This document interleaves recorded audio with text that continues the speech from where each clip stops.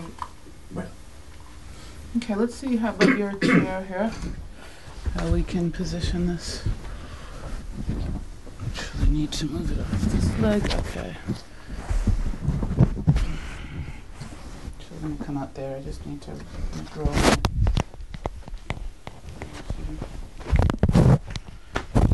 Good, you can see me, right? Oh yes, that's. See, I'm good No, that I have my you're glasses. we're gonna have to move you. I just need to. Just tell me where. Here. Yep. Hold on. I got another 20 seconds here.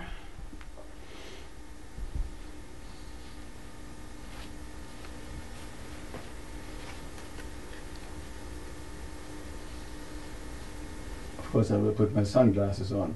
The ladies. We just completed our 2000th interview in South Florida. The date is June 24th, 1997. We are interviewing Kurt, K-U-R-T, Messerschmidt, M-E-S-S-E-R-S-C-H-M-I-D-T. My name is Ann, A-N-N, Page, P-A-G-E. We are in Portland, Maine, United States of America, speaking English.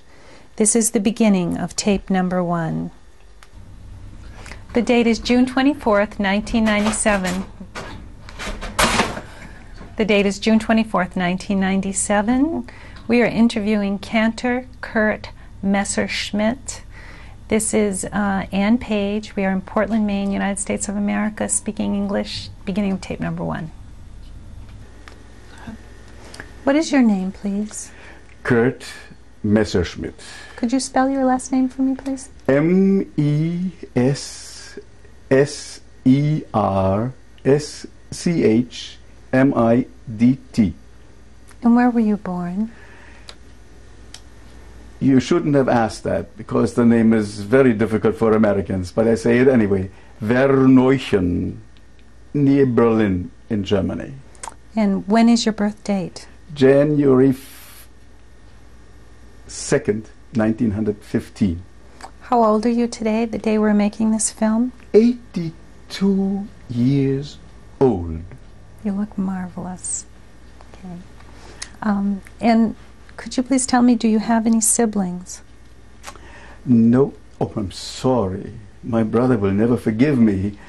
I have a half-brother who lives in St. Paul, Minnesota. And what is his name?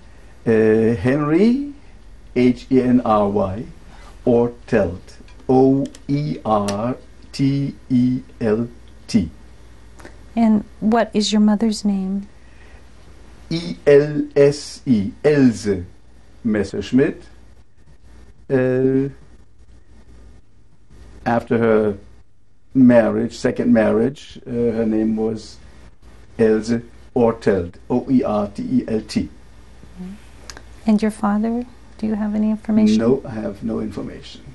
Okay. What's the earliest memory you have of your mother?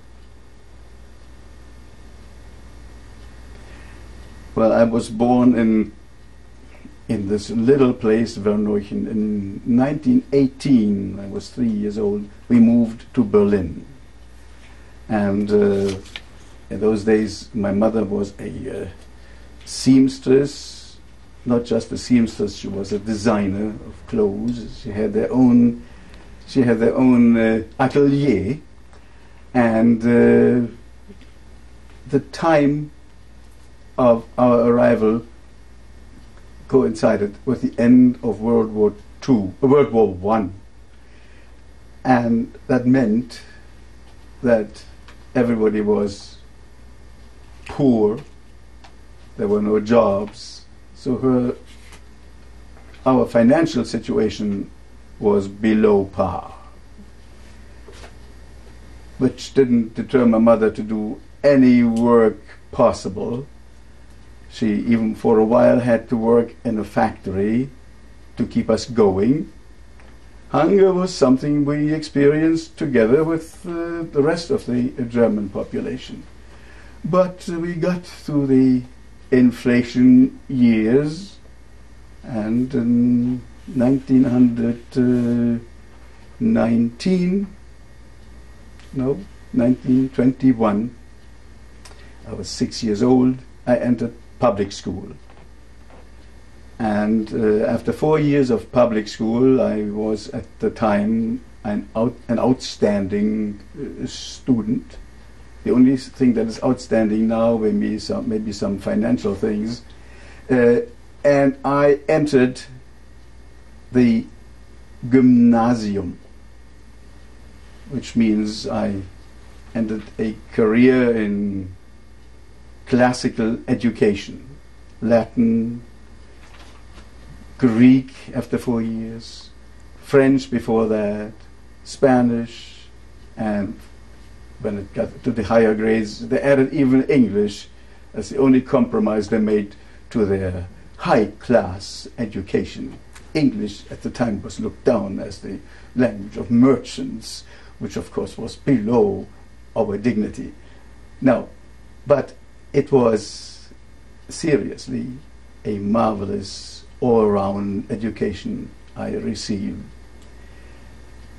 The Jewish life during my younger years in Berlin was fantastic, just as life in the city of Berlin was unbelievably exciting, challenging.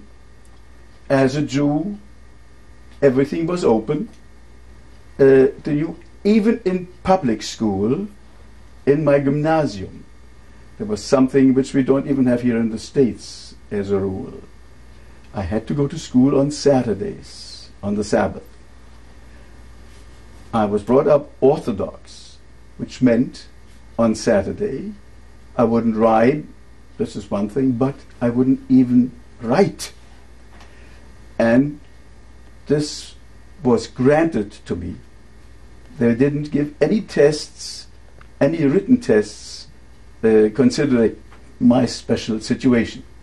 So this was wonderful. Of course, there were other things. I had an education in two directions. My general education was taken care of in this gymnasium. The humanities were stressed there. My Jewish education was very concentrated also.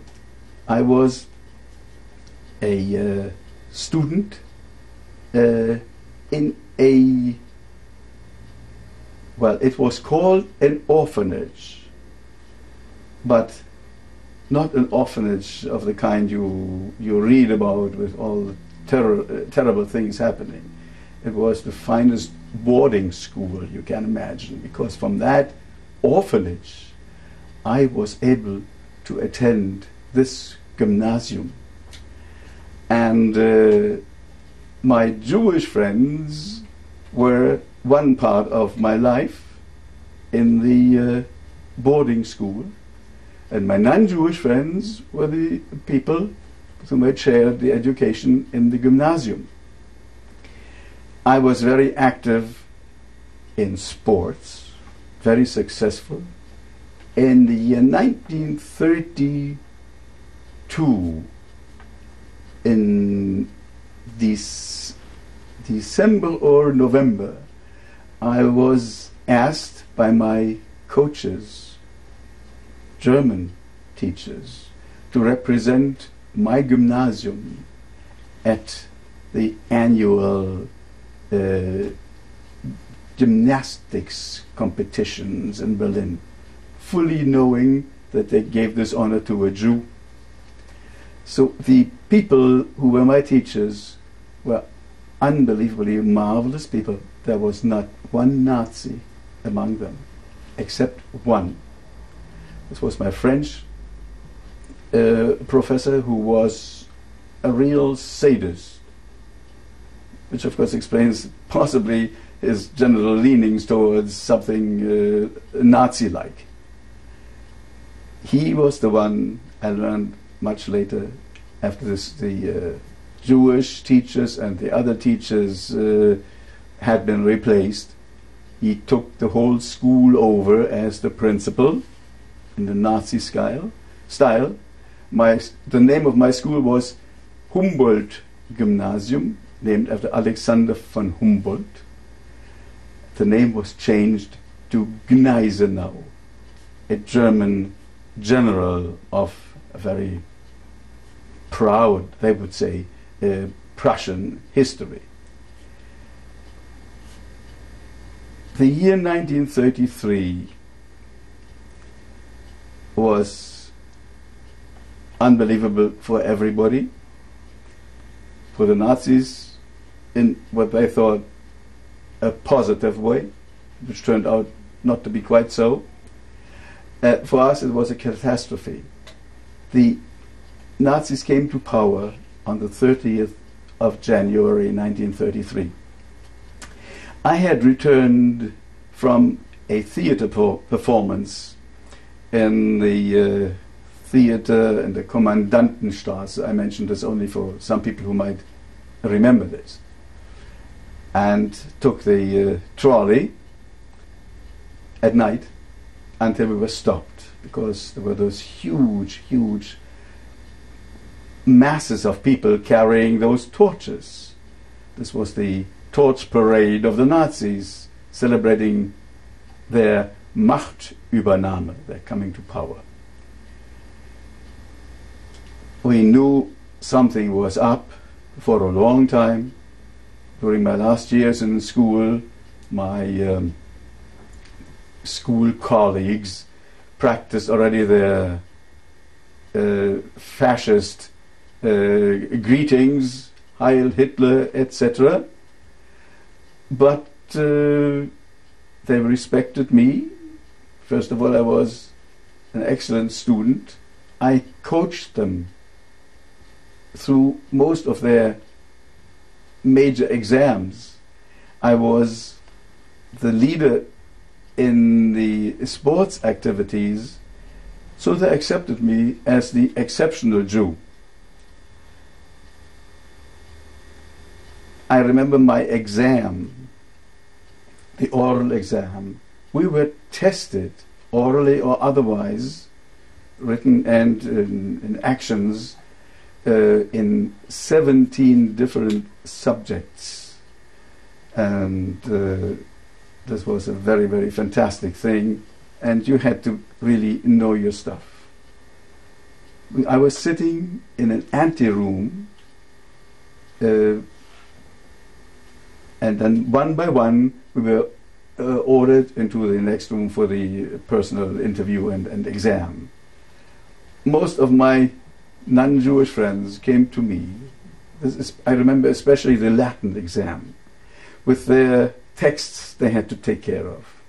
And they didn't get very far. They knew they had to come to me. And so I was sitting there coaching each one of them one by one and pushed them through the door so they could do their exams, not realizing that in the meantime I didn't have a chance to look at my own. When my time came, I remember what I had to translate. It was from Cicero's De Officiis, very difficult spot. And there was something I just couldn't figure out in a hurry. So I stopped, I got up, looking at my text, and when I stepped on the threshold, like a miracle, the solution was there. I went in, I did justice to Cicero and made my Nazi commission. Well, they were amazed. They knew already this was a Jew who came. But my professors were so proud of me, especially the Latin professor, Professor Dahms.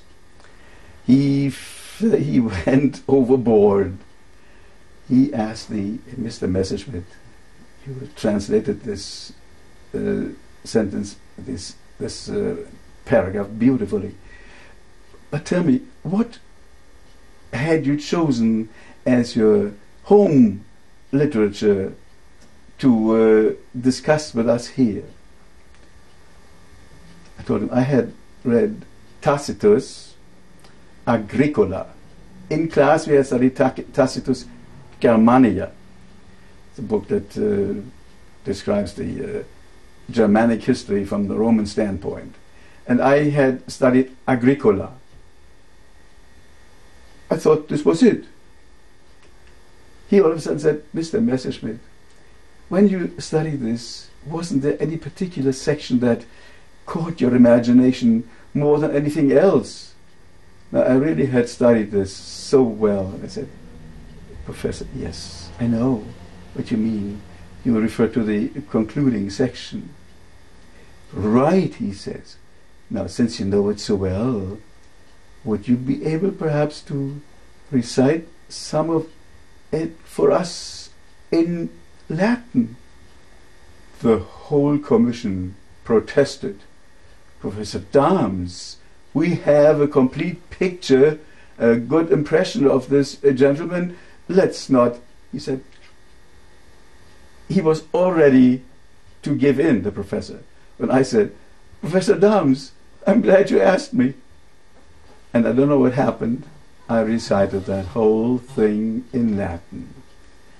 My little Hebrew professor who was sitting there, a young rabbi, who didn't have any bright moments in his life during those years, I made not only his day, I made his week, his year, his entire life.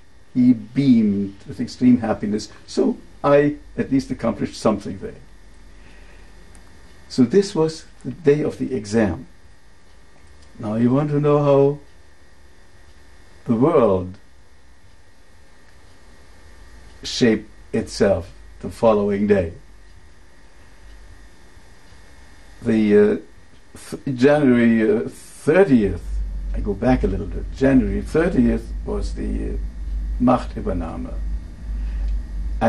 From the tramway, I rushed home to my radio, and I just caught at the last moment the last words of Chancellor Brüning. He was the last Chancellor of the Weimar Republic, with his final statement. And after that, there was a moment when we heard beautiful music. The most popular singer of those days was a Jewish singer by the name of Joseph Schmidt. He had all of Europe adoring him, Jew or non-Jew. And he sang one of the songs that became very famous, Ein Lied geht die Welt. A song goes around the world, a song about love and all the things, the good things that we enjoyed and want to enjoy, and did this as a Jew.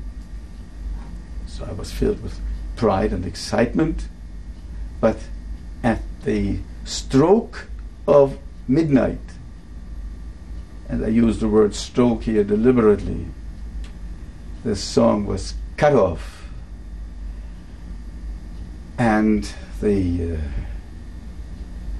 diabolical voice of this very intelligent,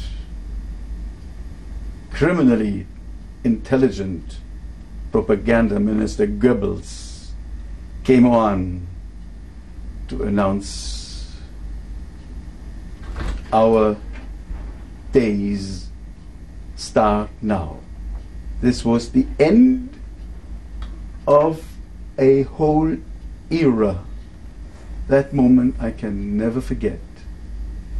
And now back to the exam, which took place in April 33, even after the boycott, which I won't go into now.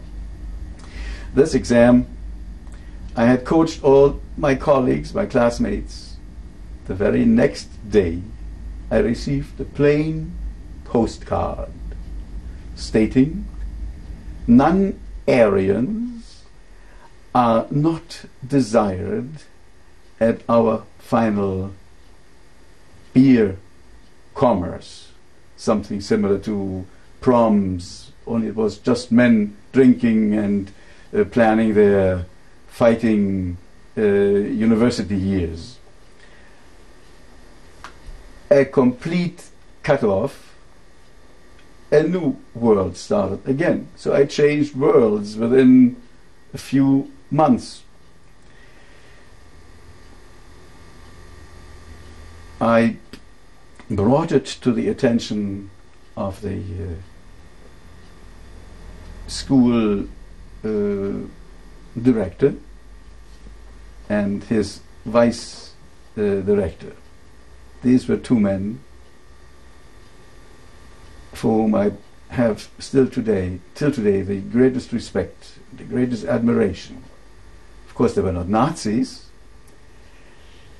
As a matter of fact, they had proposed me for a full scholarship to the German Studentenwerk. I would have had free schooling through all my university years at Berlin University. This was after Hitler came to power. In February, these men did this.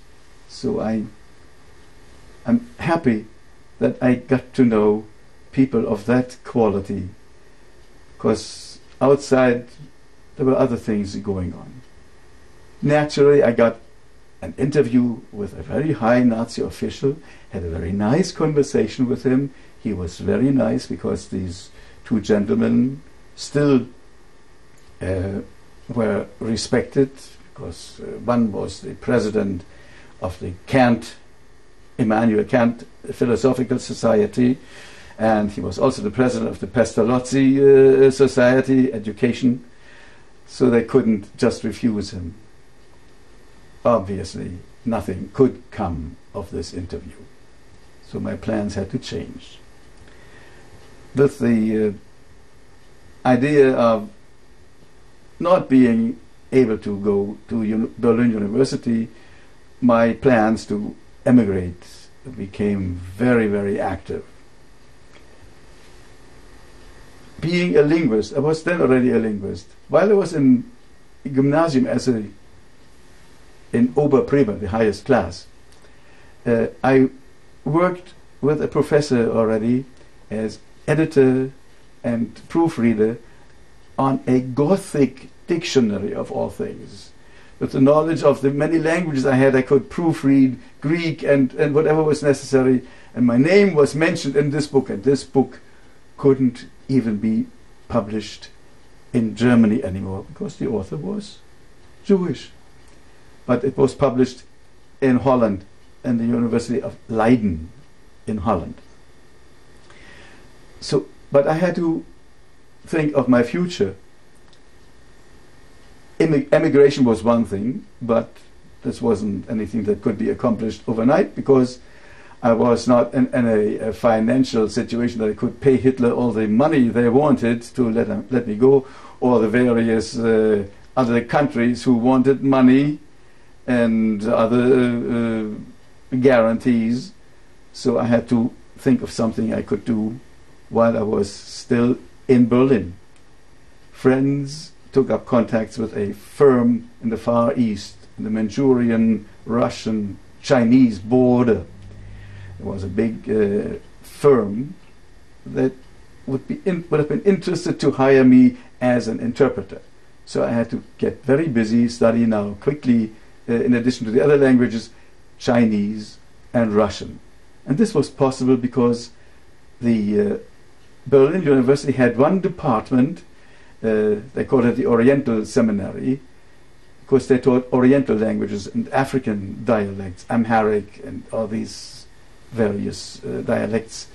And I was admitted there, and I worked for a whole year there, burned my mind with Chinese symbols, over 2,000 symbols. I had memorized, I could read them, I could write them.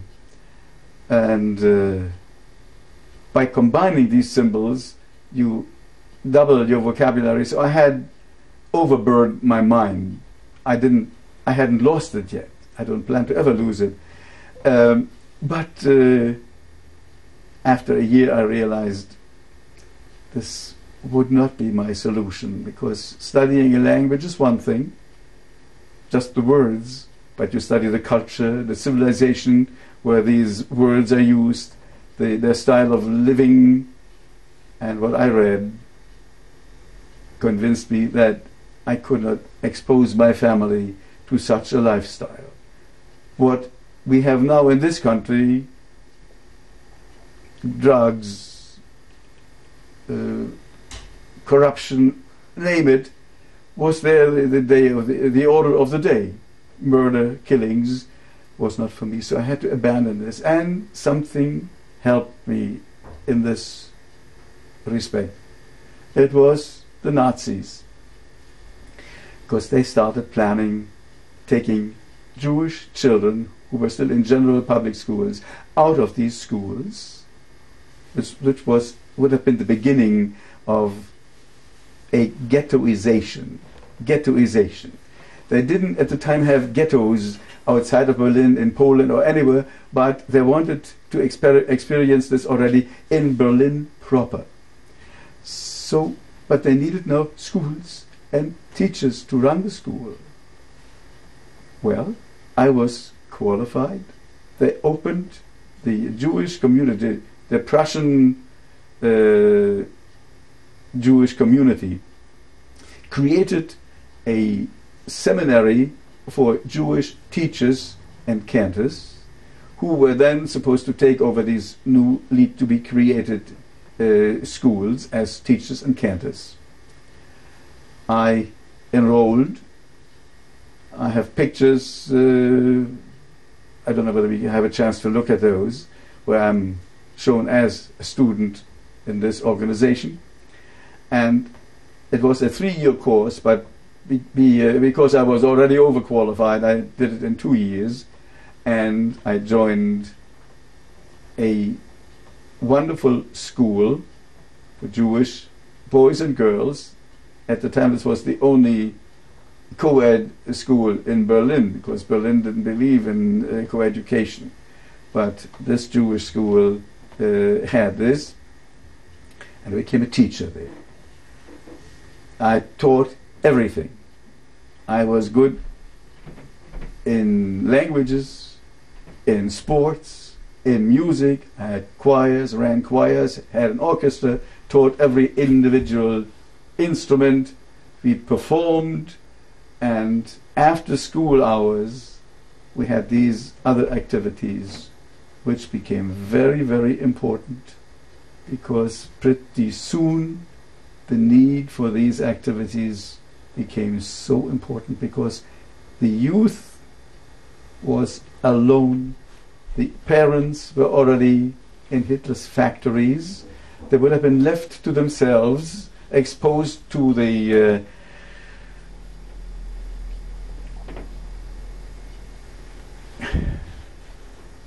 Cantor Messerschmidt. Yes. We are approaching the end of this tape, and so we're going to pause for a moment to change tapes, and we're going to pick up where we left off, okay? Very good. All right, hold that Thank thought. you.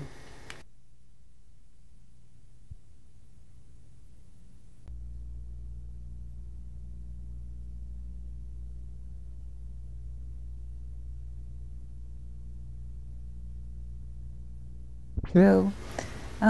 And we were discussing the experience that the young children were having at school, and I do want you to elaborate on that, but I have a few questions I would like to ask you before we go any further. Did you know your grandparents on your mother's side, your maternal grandparents? Yes. What were their names? Felix and Minna. Minna, my grandmother, died when I was 3 years old. As a matter of fact, I remember her date of death on December 16th, 1918. My grandfather died in 1927 in October, a few months before my bar mitzvah in January 28. What are your memories of your grandparents? What were they like? Well, my grandmother, of course, I was just 3 years old. Well, she loved me and I loved her, and she was a tiny in stature. I learned about her later from my mother and grandfather. She was a wonderful cook, for instance, and a housekeeper. They ran a restaurant at times, and they moved about Germany, many cities. And my grandfather did whatever was needed to assist his wife. He was a multifaceted unit. He could do anything. And if I'm proud of any quality I might have, it is that quality that I in my life did so many different things I never dreamt of as a child. High quality things as well as low hard labor things. That's what helped me survive. That I could be flexible in any kind of endeavor. And of course I was in physical shape later on, which was another good reason for finally surviving the things that were yet to come. So should I perhaps go on now where we left off earlier? Yes, we can, but I'd like to ask you just a few more questions about your childhood. Did your grandparents live close to your mother and yourself and your brother? Yes. My grandfather, after his wife died, lived with my mother and me. But then he took positions as manager of various firms way outside of Berlin. I remember only that I spent some vacations where he invited me to come to his place of work. It was in northern Germany, where he worked all by himself. He did everything. He also conducted a synagogue choir at one time. His music runs in our family. His son was a musical genius. He had a whole symphony orchestra at the age of 17, and he composed symphonies. Adolf was his name. That was your mother. Was that your mother's brother? Yes. Your Uncle Adolf? Yeah. Was he married as well? Yes, he was married to Olga Kraus. Was a family also with very artistic leanings. So it worked out all in those directions. I was the only one who, during my education, considered music as my hobby. And the other serious things, languages, were really the goal I was striving towards. Interesting how it changed, because what was my real thing, the languages, became my hobby, while through the various changes of life and politics we went through, the music, it took over in different ways, which I may touch on later. I'd like to ask you, did your mother have any other siblings besides your Uncle Adolf? No. And did your Uncle Adolf have children? Yes, he had one daughter, Steffi. Steffi, well, let me briefly tell her story. She did unfortunately not survive. In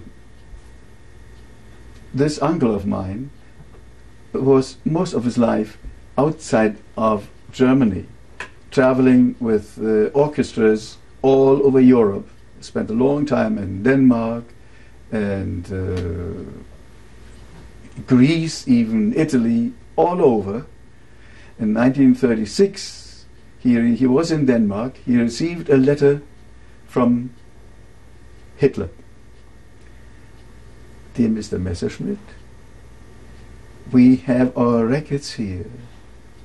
You were never given the Iron Cross First Class for your valuable services during World War I.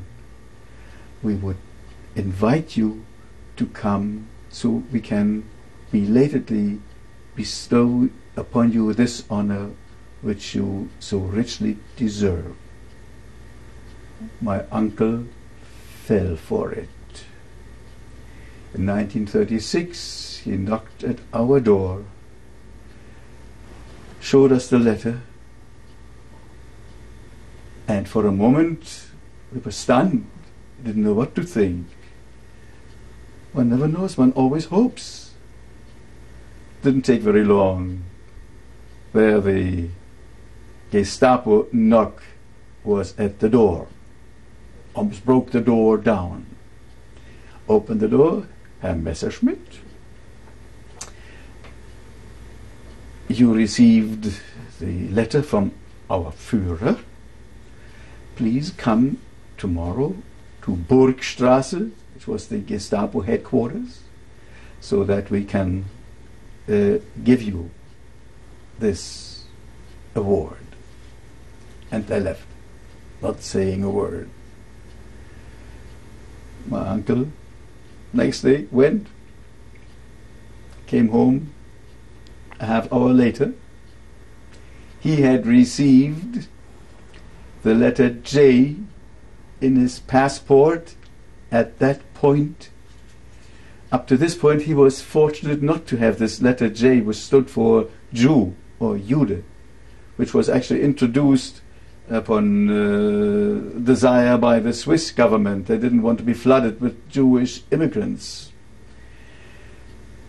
He had this now going, and he had to leave within 24 hours, or he would be sent to a training camp, a Schulungslager, a mild word for concentration camp. We understood completely.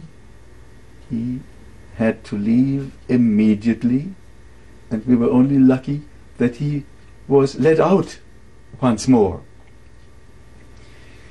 So the dangerous years became more and more dangerous, and in the meantime, while everybody was working already for Hitler, I was in the special position as a teacher. I could not work in the factory because my job was with the school. So I was, in a way, protected at this point. But the protection didn't mean much, because I was teaching classes of children whose number dwindled from day to day. I kept losing my students. I started choirs, couldn't continue. I started my orchestra, couldn't continue. And the only thing that made this life possible was the marvelous relationship we could establish with our students. Why? Being the teacher in Germany, you were a person of authority, of respect. That kind of respect we didn't have and we didn't want in our Jewish school. It wouldn't have worked, but why did it work in different ways? We developed friendships. I was friend, I was father, I was mother, I was helper, advisor, name it. And it was accepted. Why? The students as well as I realized that we were all in the same boat. Any moment I could be called away. One teacher was arrested, but they had to let him go because he was a Danish citizen. But so we knew we were not safe in spite of all of this. But these years of my teaching there were the most wonderful years of my life. We all want to be needed. We need to be needed. And if ever I was needed there, it was during those years. At times to a point where I couldn't give that much attention to my mother or brother, because I spent after hours in the school teaching, coaching, encouraging, and making life bearable. Cantor Messerschmidt, what happened to Steffi? You were telling us what happened to your cousin Steffi. Yes, my uncle had to return. He stayed outside of Berlin. He still traveled back to Denmark also, but his former friends, realizing the situation, couldn't officially employ him anymore. So he got compositions he could write on at home, because that J, that letter, made it impossible. His daughter, Steffi, he included in his musical work, and he got some jobs, engagements for her. She played the accordion, beautiful, various instruments, and xylophone, and it's almost so they could put on performances, and they traveled all over Europe, but it was limited because of this passport inscription.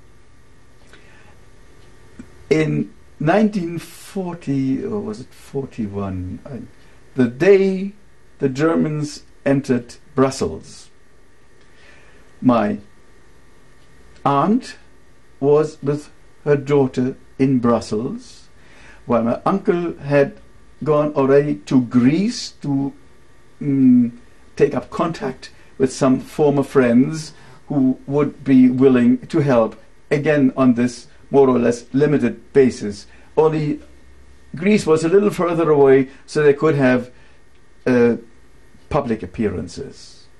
But his daughter was at this point with her mother in Brussels. The day the Germans invaded, my aunt sent her daughter to the mailbox. I just found 2 postcards which I wrote to this aunt in Brussels with the stamp of the German Wehrmacht on the postcard. I have it. And so she went to the mailbox, never to return from there. She was snatched off the street, immediately be deported to this southern France camp, Gurs, near the Pyrenees. Gurs is this camp, which is, and we had received a postcard through the Red Cross from her, from Gurs. We knew she was there, but then we also knew that she was sent to Auschwitz. And I found in Berlin in 2 memorial books with the names of those who were deported from Berlin and other cities to Auschwitz, where her name is in, with about 7 other Messerschmitts of my family, and her name is Steffi Messerschmidt. Whoever wrote it was a German who knew the name Messerschmitt only through the German airplanes, who spelled the name with a double T.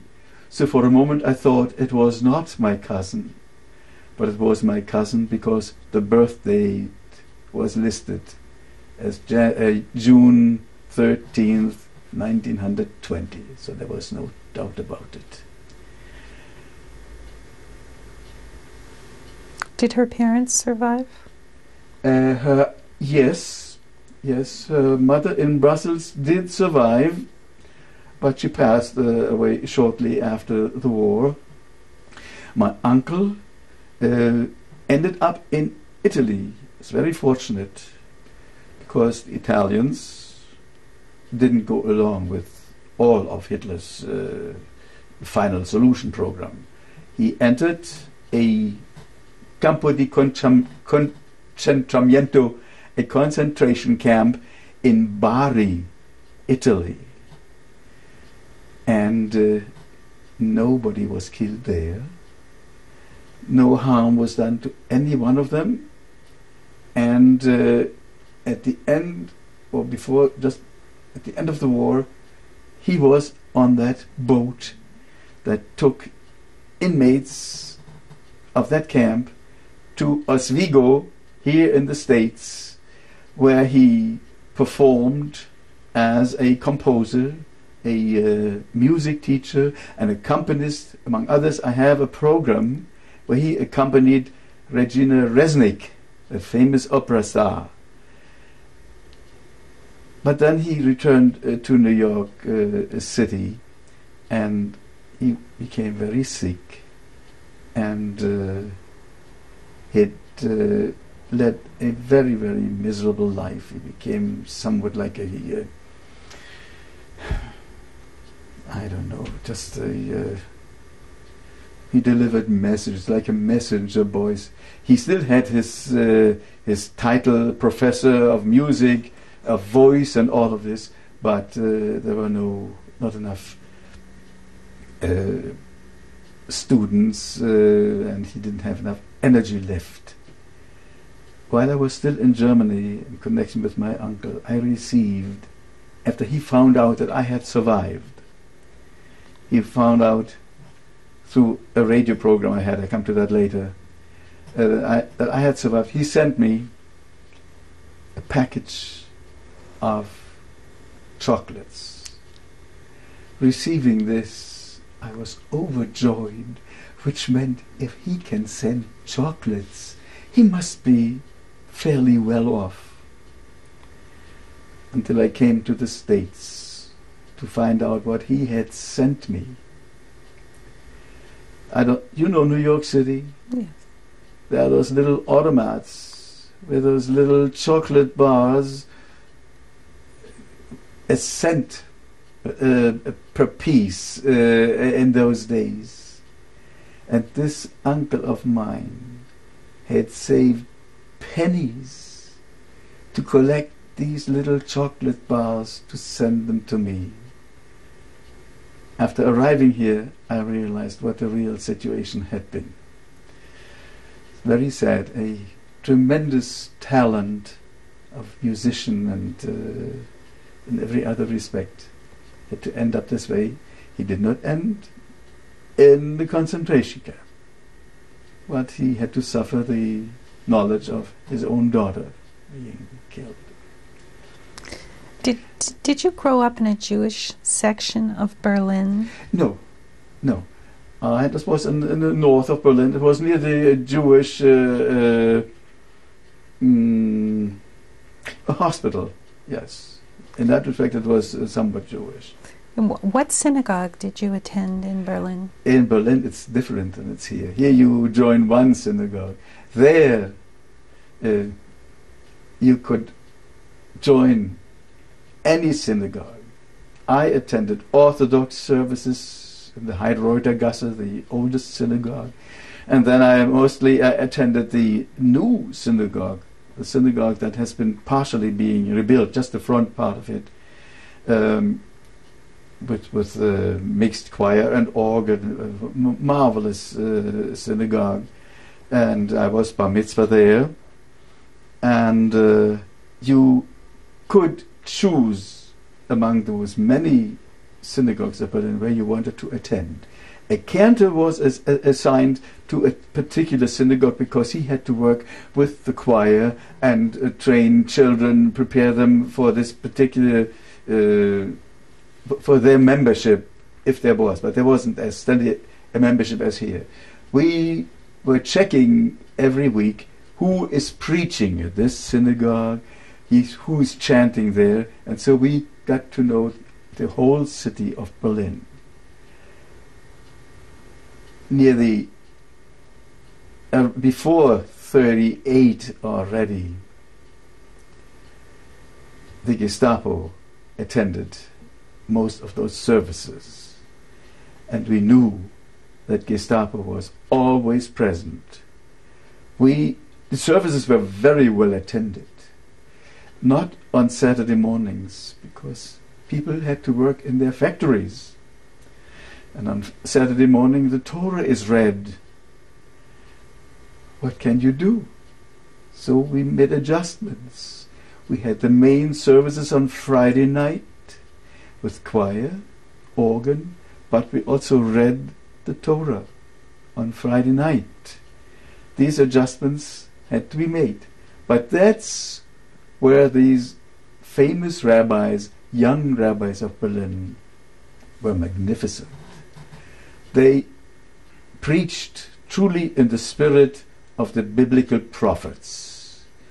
They let the government have it, I mean, in very elevated and highly educated terms. They didn't go down to the gutter to preach from the pulpit. But their courage was marvelous. There were especially three young rabbis, I remember so very clearly. One of them I visited after my arrival here, Rabbi Prince. Rabbi Prince, then there was Rabbi Nussbaum, Max Nussbaum, who was the one who converted Elizabeth Taylor, and Rabbi Swarzensky, who went to the Midwest. These three rabbis spoke from the pulpit and were more than once arrested right from the pulpit in the middle of services. Did you witness that? I witnessed this, but they came back, they were discharged, and of course finally they could leave. They were offered positions and their status was respected to that degree, so they could emigrate.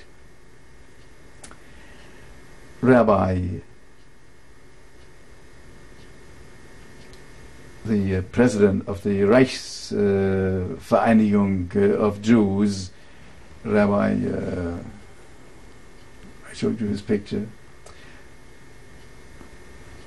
I'm sure it will come to you. Well, Could you remember your bar mitzvah from me? Oh, sure I do. It was very, very interesting.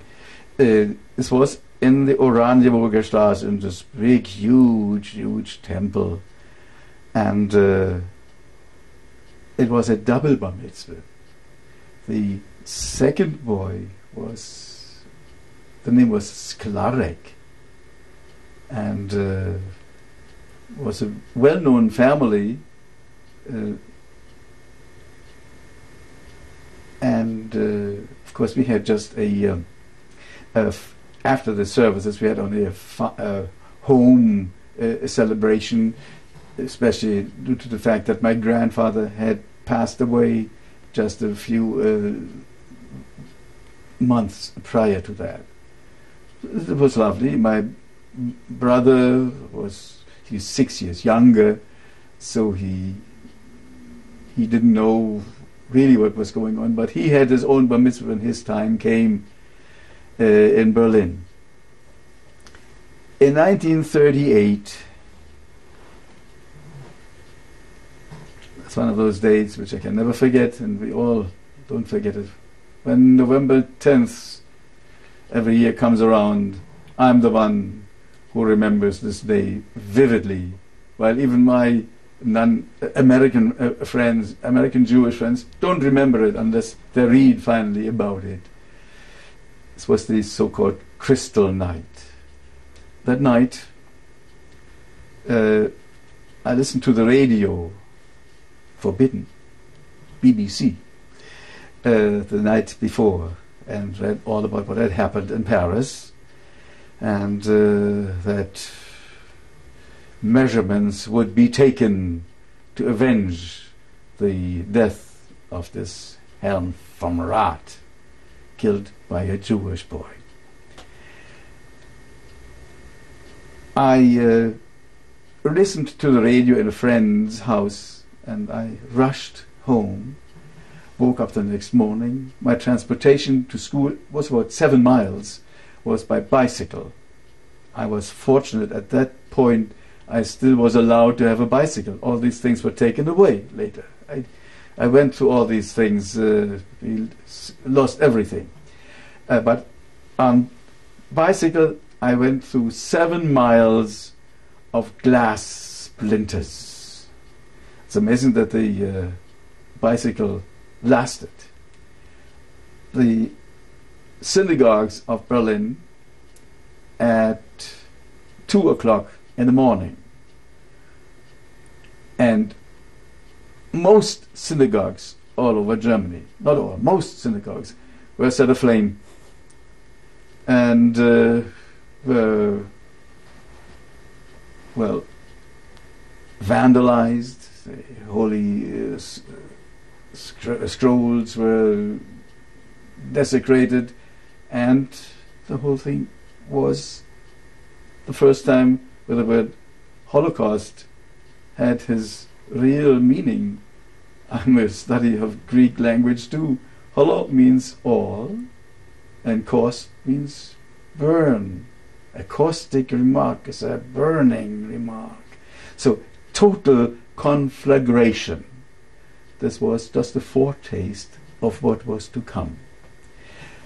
A colleague of mine, Rudi Sonnenfeld, who did not survive, and I, after we finally managed to guide our students who had come to school, they had no other place to go, the parents were at work, so they thought this was a haven for them for a moment, came and were in tears, and at the corner next to our school there was already a group of young Nazis, school children, standing, waiting for us Jewish kids to come out, armed. They were armed with their rocks and whatever they had, and so they didn't dare leave. We must pause here to change the tape. This is very interesting. Okay.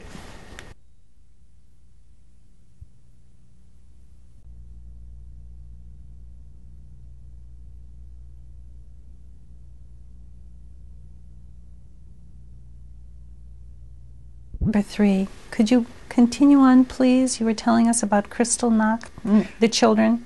Yes. I was at school with children who were crying and didn't know where to go, because at the corner the group of little gangsters were waiting just to pounce on them. Across from our street there was one of those monuments, a plaque in honor of one of the original 7 Nazis, of Hitler's original Munich group, and the one whose plaque was right across from our school entrance was the one of Schlaggeter. It's like similar to Horst Wessel.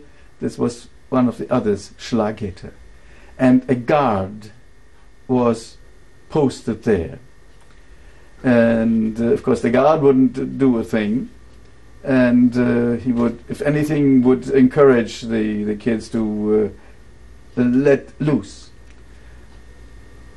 After a brief moment of doubt, and of course trying to calm my students down to a degree, I decided they had to get out. There was no question about it, because the school had been vandalized, windows were broken. I had in the conference room a whole cupboard full of musical instruments. Some of them were my own. I had taught every instrument to every child. This was the basis of our orchestra. All these instruments were stolen. I mean, windows you break, but instruments you steal. So I had decided we had to get the children somehow home. There was no other way. So I pulled myself together, and I did this throughout those years. And in a way I was acting all the time, pretending I was more than human. You had to, because if you become too human, you succumb. And you had to be the good example. And of course, I, being active in sports, I could pull myself together. I could, if I wanted to, I could march like a Nazi. I led my group out, got to the door. All I did, I looked to the other side, in the direction where the little gang group was waiting, and stared at them very seriously, and then turned away, and I led my group by them, and nothing happened. It was a sad, but it was a victory. And at least we got the children home. And then I went back, and my dear colleague, Rudi Sonnenfeld, who was the main sports coach, was still there, and we sat there for a moment, deciding what to do. But there was no question. We took our bicycles and made a tour of the whole city of Berlin, looking at every splinter of glass, at every broken shop window, at every marred, all these bad things. We took it all in. With one stop we had to make.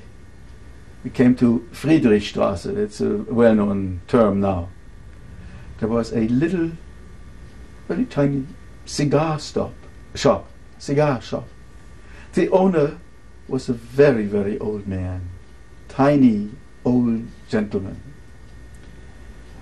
But there were people standing around, 40, 50 people, and two of the Sturmabteilung, the SA, not SS. SS are the one in the black uniforms, and and these are the brown shirts. Of course, with all their equipment, and they forced this very old gentleman to pick up the tiny glass splitters one by one. And they forced this man to do this. And they all were standing there and watching. We didn't know what to think. But the only thing we could think of was help. So we put our bicycles down. Rudy and I. We went in front of that group that was surrounding this old gentleman, went down on our knees, and started picking up glass splitters one by one to help this man. Briefly I looked at the two guys. They didn't blink. They didn't move. Why did they not move? I asked myself. Are they afraid that the people might agree with us or not? I've never figured out what it was. But I'm sure, in this particular situation, that some of the people standing there disapproved of what the Nazis did. But their disapproval was only silence. And silence is what did the harm. As well intended as the silence is, it didn't do any good. If I wanted to go overboard, I could say, yes, there is the silence which someday might disappear. But it took many, many, many years before it disappeared. So this was a very, very horrible experience, but at least we made the most of it. We did something positive, as insignificant as it might seem. And then Rudy and I parted company, and I went in different directions. I had to see some more synagogues. I went to the synagogue in Fasanenstraße, which was a large, large synagogue in Berlin West, which was burned down. I have pictures which shows the interior of the synagogue and the archway that is erected just in front of the inner sanctum, the ark. That remained intact. Just this one little archway. It's as high as, not much taller than a normal door entrance. That is intact. Everything else is in total ruins. I have pictures I could show you, but right now it wouldn't lead too far. When I got there, the SS still working indoors, smashing things, and one younger man whom I had known, I forgot his name for now, was very active in sports. He was a runner, a mile runner or something like this. He came out and ran down those long steps that led up the stone steps, and blood was running from his face, and he left a train of blood as he ran like a sprinter in perfect style, fleeing, but still at least able to escape. And that smell of blood is in my nose at this moment. This is an unbelievable smell. This was smell of fire and blood all over the city. And I don't know. I went on. I went to what was my school. That continued to be my school later. All of a sudden, I saw there was the fire department. What are they doing? With their hoses. Oh, am I dreaming? Well, maybe they changed their mind. I got closer, and I realized what they were doing. I think you saw the picture. There's a front where the schoolhouse was, which is part of the whole front of the whole street. In the yard, in back, there was the synagogue, and the synagogue was burning. And they were there, the fire department, to prevent the fire to expand and to endanger the neighboring houses. But there the houses were so close that they had to stop there also for the benefit of these houses. They couldn't have been successful. So this synagogue remained to a degree intact. Just the roof was gone to quite a degree.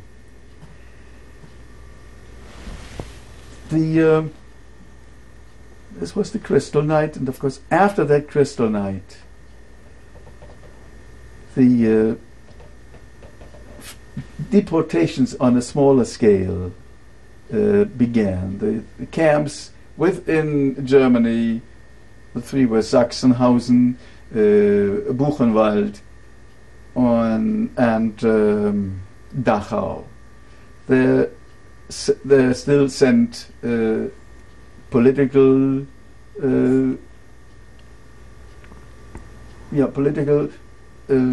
not only Jews, non-Jews as well as Jews were sent, but it was a limited number. In 38. Don't let me mix up the years now. Okay. Our school had to move from this building in 1938 to a different building, because this was the year when finally all children who had been in the general school system had to leave those schools also. So we moved to a different school building, and that's where I finished my teaching years. I was able to do that. I had worked on my emigration.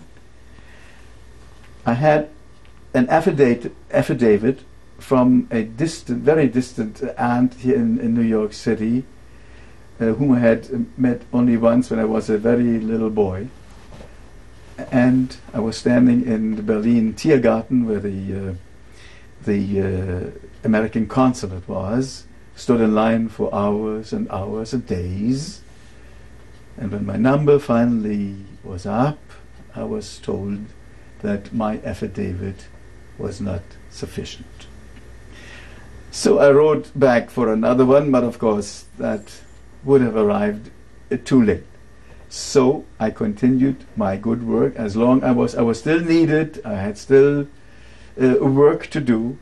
But in 1942, the whole Jewish school system was dissolved. 1942, around April what now? Which meant it was time for me.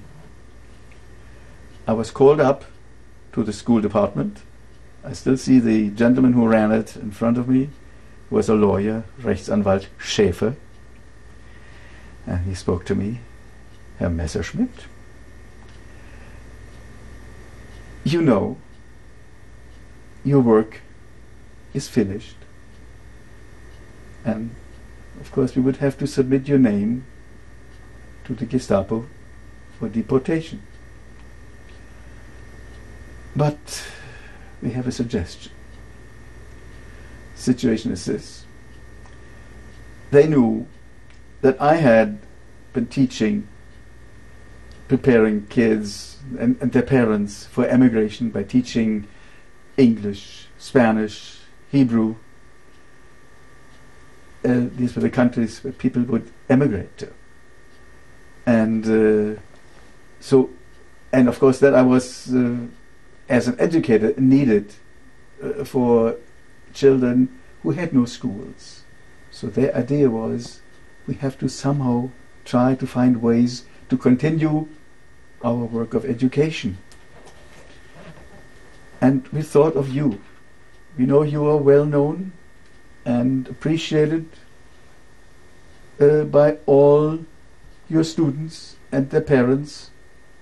And looking at you, I realize you are in good enough physical shape to perhaps do what we have in mind for you, for us, for everybody. There was a deal. They had gotten in touch with a man by the name Scheffler, who owned a moving firm, furniture moving. And they needed workers.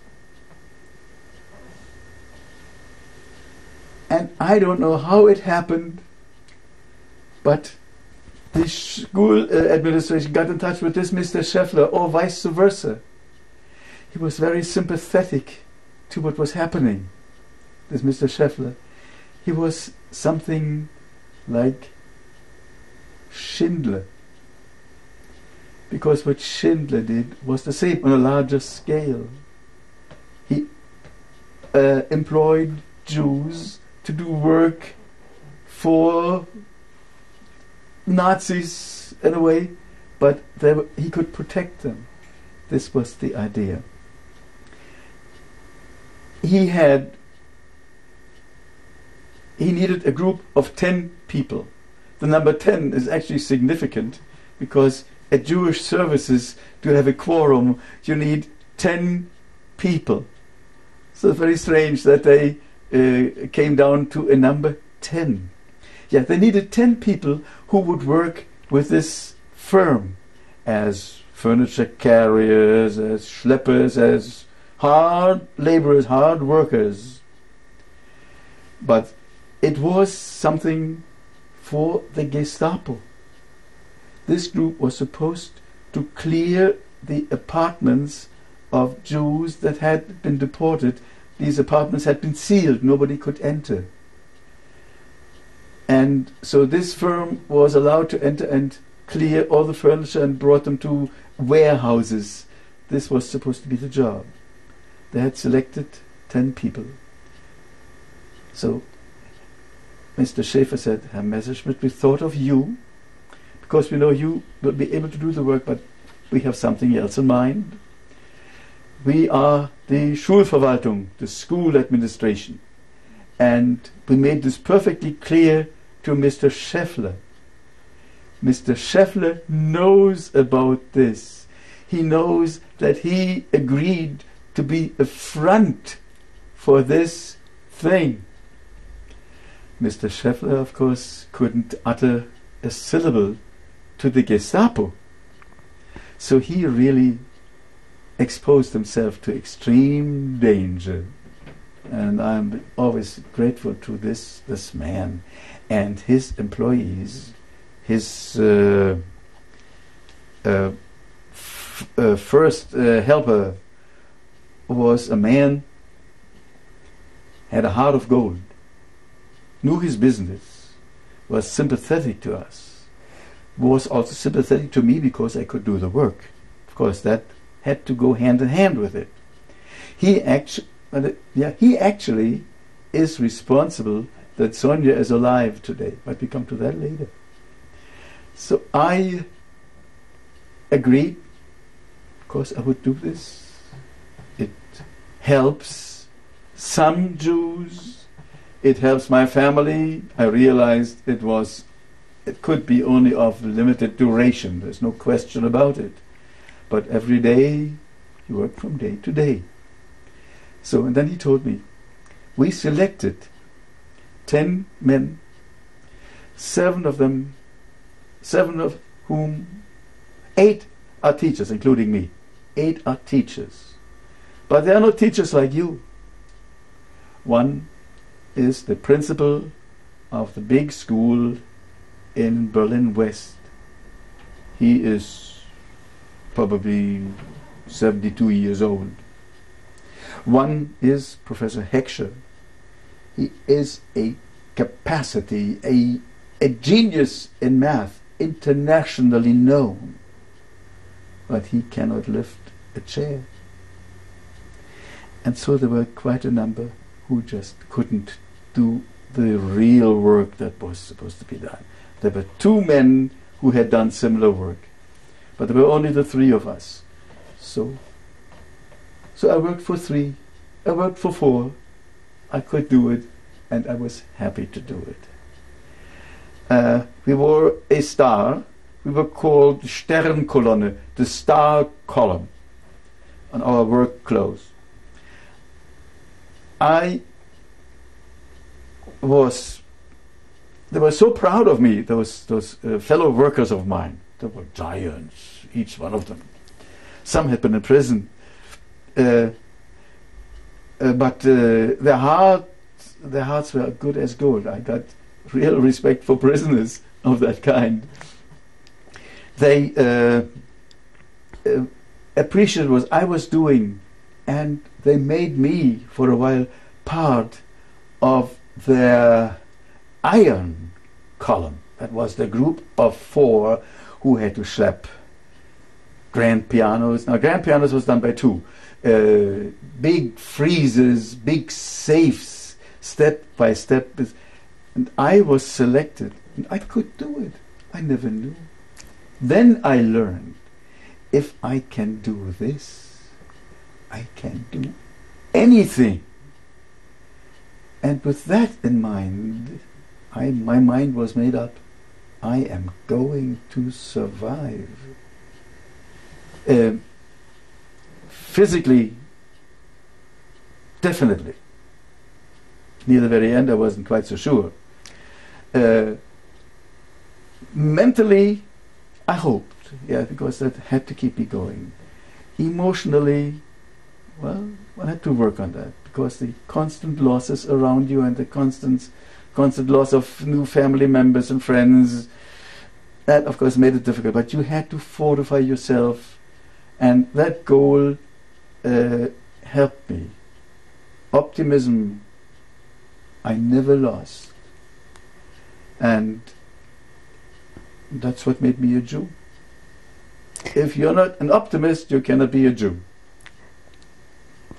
What was happening in the meantime with your mother and your stepfather and your brother, your stepbrother? Your stepfather, we have no contact at all. I have no idea. They were divorced shortly. My mother, I have to tell you about our own deportation. Yes, we come close to this now. Yes. Okay.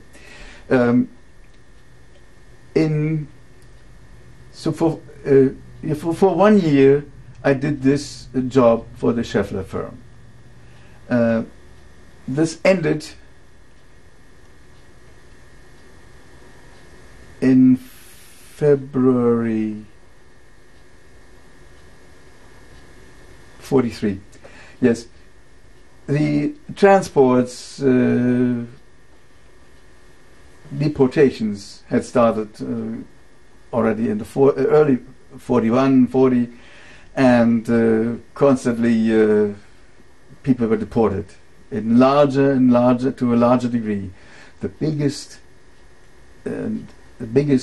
action was taken on February 27th, 1943, the Fabrikaktion. That was the day when all the Jews who worked in Hitler's factories were picked up from the place of work, because everybody knew they had to be there. At home they didn't have to be, but at the workplace they had to be. And on that date, everybody was picked up, including my mother. And my brother was very fortunate. I myself, I was arrested, but not by mistake, because I was protected by that firm I still was working for on that day. And because my connection with that firm gave me inside information, I knew they intimated to me, maybe Mr. Scheffler himself, that something is up tomorrow. And he warned me, but I didn't know exactly what it was. But I was able to get in touch with my wife and warn her on that day, don't stay at home. I think she was sick. She will tell you her story on her own. And so she was warned, and she came to our home. My mother wasn't there, she had been deported. And my brother was at work, but he had also one of those bosses who didn't approve of what was going on. He knew what was happening. He sent my brother home. So my brother was not caught that day. So the only one caught that day was my mother. And she was in the Lager, Große Hamburger Straße. This was formerly a home for the ages. It was one of those places where they gathered people to be shipped off. I had been arrested, but I had this special passport that I worked for this firm, which in turn worked for the Gestapo. But for a number of hours I was in solitary confinement and didn't know whether this might be the end, but I was able to slip that passport, but they took all my belongings, and they were efficient enough to make that contact. So I was released, and with the help of the firm, I could get my mother once more released. So we were once more home. Now we had my fiancée, Sonia was at the time already my fiancée, at our home, and we hid her. She had no cards, food stamps or anything. This is all rational. We hardly had anything. Well, she was alive. I managed to get my mother once more released, and then in June our time was really up and we had to be deported. We must stop here because we approach the end of this tape. Yeah. We'll continue. Okay.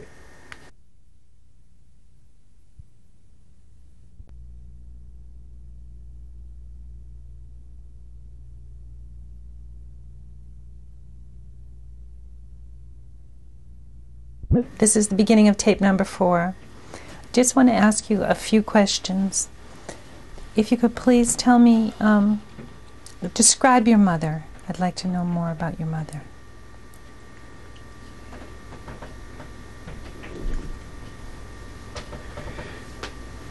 Well, she is part of that family. Her music is very active. She never played an instrument, but she had a lovely singing voice. And I remember as a child, I had learned songs in public school.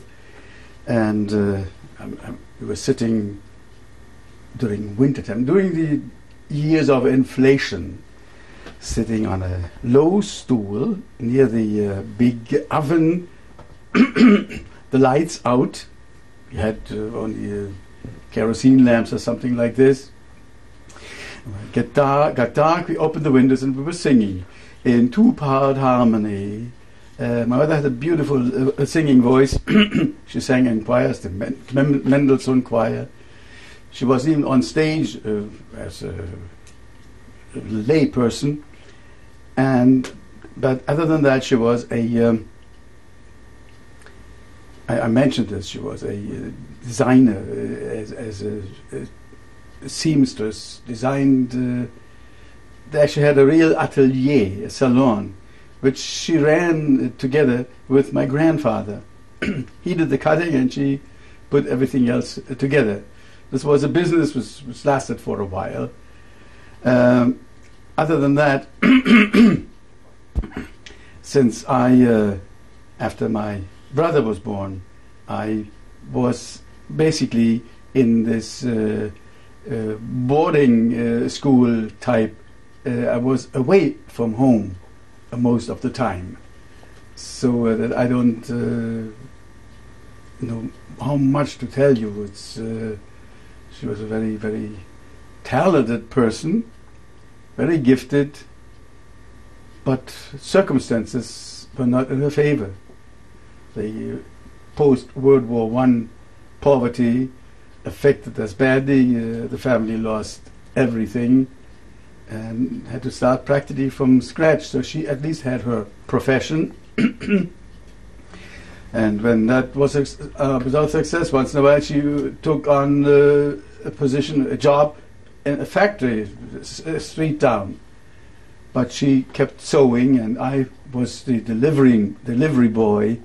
As a little kid, I rode the tramway through most of Berlin, so I learned to know Berlin quite well in those days.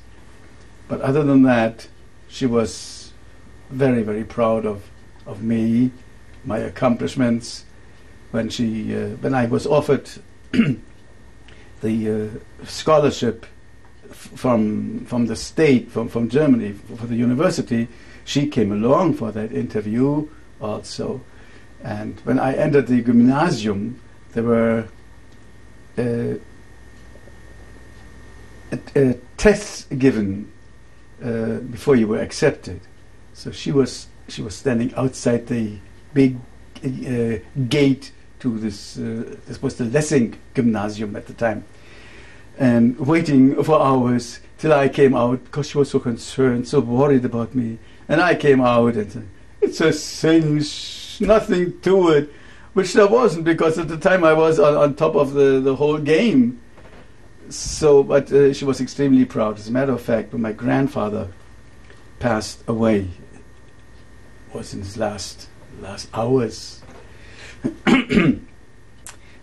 my mother took me to him, and remember the thing that was so important was how did your grandson do in school? So, and I took the results of my first Greek tests. There, I got an A. It was a 1. This was the A, and she told this to my grandfather, who of course most likely didn't hear anymore.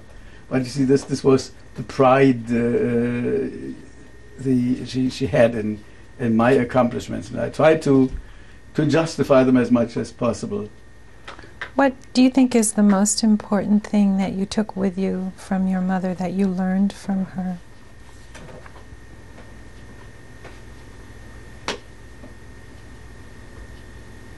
To cope with misery. She did it in a magnificent way. Absolutely. She was very creative. Out of nothing, she made something. And that was an art.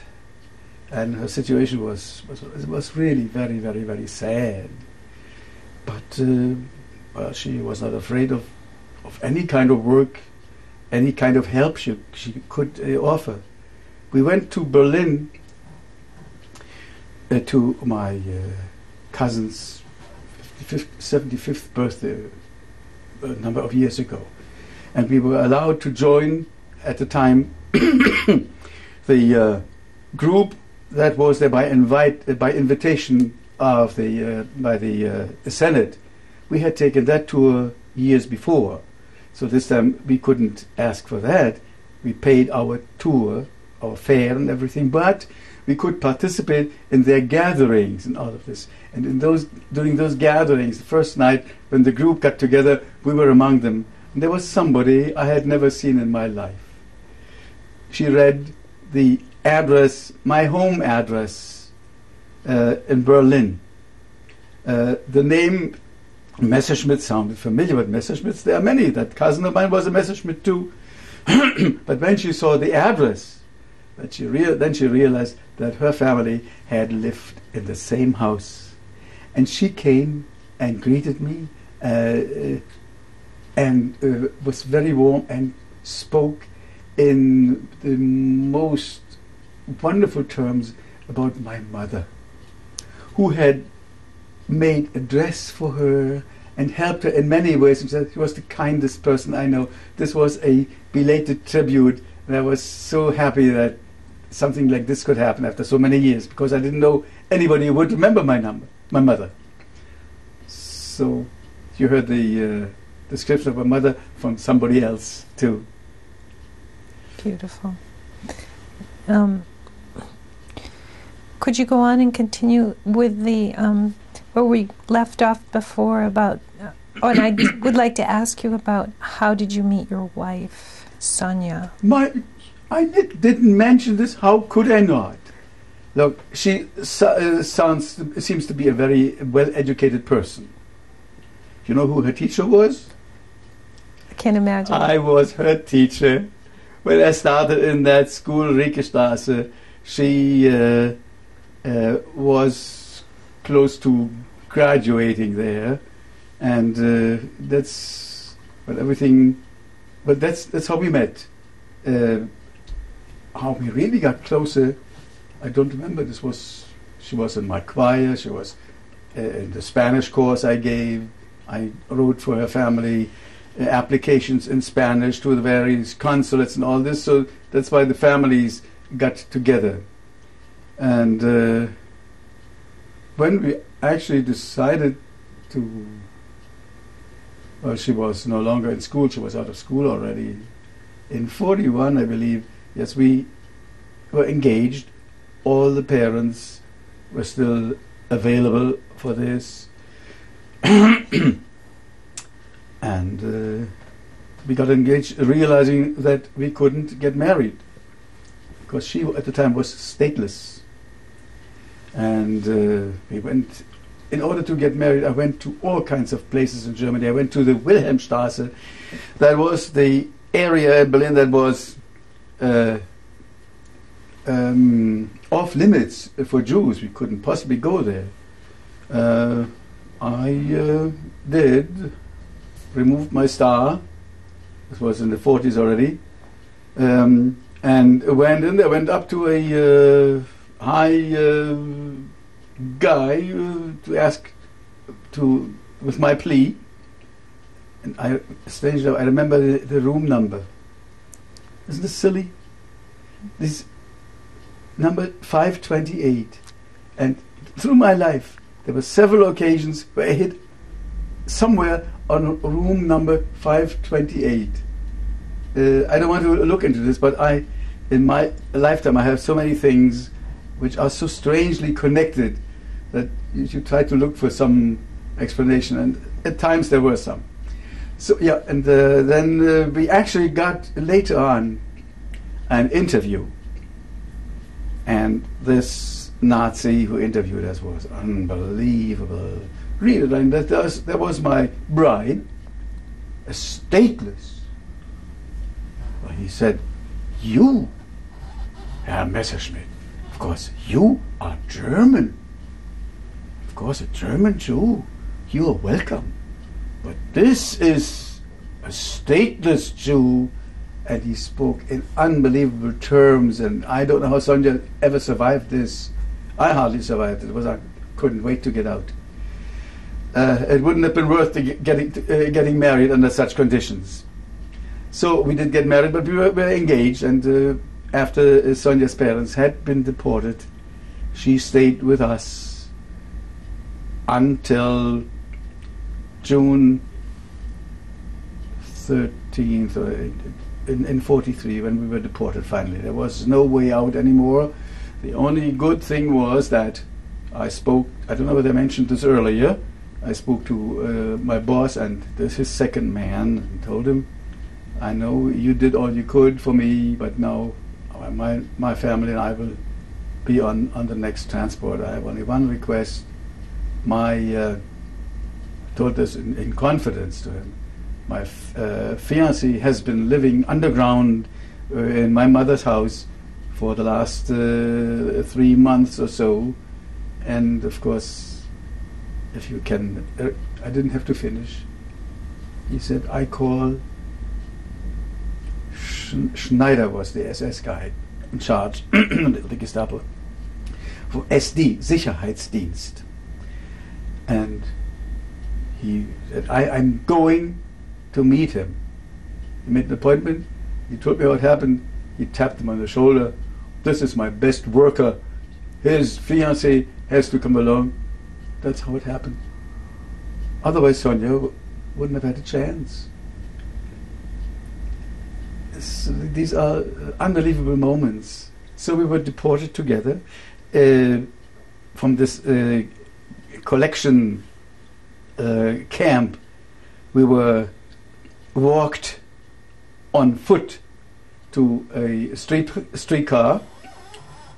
All we had is one rucksack, one package, weight limited, and each. And then we entered the streetcar and went to the station from where we left. It was Anhalter Bahnhof in Berlin. And also no cattle cars, regular passenger trains all the way to Terezin. There was no marching or this involved. I remember while we were still when we were on the train and near the window, I was looking out.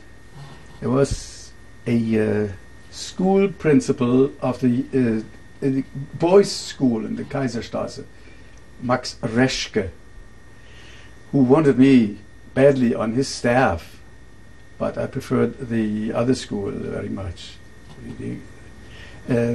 He had been put in charge of reporting people and assembling them, so arranging the transports, a miserable job. And I'm afraid he was, because of this, I don't know, he was killed at the end of the war, I don't know whether by Russians or by somebody else.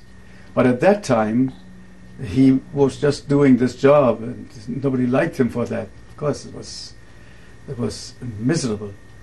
But he appreciated me as a teacher, an educator. So he came to that train window and leaned in and said to me, and that stuck with me, Kurt, or Mr. Messerschmidt, I must still have Messerschmidt for him then, take care of your flock.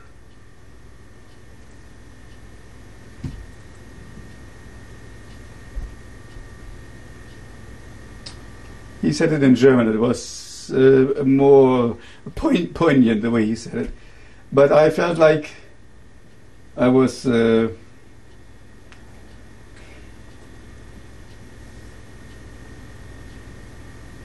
know, a prophet going into exile with the Jewish people and supposed to maintain their spirits and their faith. And I made this my job. So I continued my teaching and caring job actually on that basis without anybody ever knowing why I did it. While we were in Terezin, there was one night when the whole ghetto was emptied. Everybody had to leave their places where they were bunked and go out to the Bauschowitz. Bauschowitz is a place near it. There was a big park, no, an open grassed area, huge, several football fields. The whole membership was assembled there, and I took my mother, my fiancé, and my brother out there, and I felt really that I was the protector, though I couldn't do anything. But I, again, like leading my little class from that school classroom, I felt like Moses leading them through the Red Sea. I had a similar feeling here, and I felt I had to comfort everybody and keep knowing full well that a few airplanes could have wiped us all out. This was the danger, of course. Apparently that order was changed in the last minute or something. We could return. So, but this was actually what I felt like while I was in Terezin. I had to work and care for others. I could forget about my own troubles. That's where the singing came in. That's where the conducting services came in with choir. We went to the sick rooms. The air was non-breathable, but we sang and made us feel important. And that's how you live. You have a goal. You have a goal, and you have to look for meaning. That, of course, is another most important part through the entire concentration camp time. Look for meaning of it all. You won't find the answer, but you question and you look for the meaning. Otherwise, if there's no meaning, then you could close your life, could close up, and this would be it. But I looked for meaning philosophically, psychologically, but I could never think of doing so, because as soon as I came to one conclusion, something else happened. It was so overwhelming that it eliminated what I had thought of before.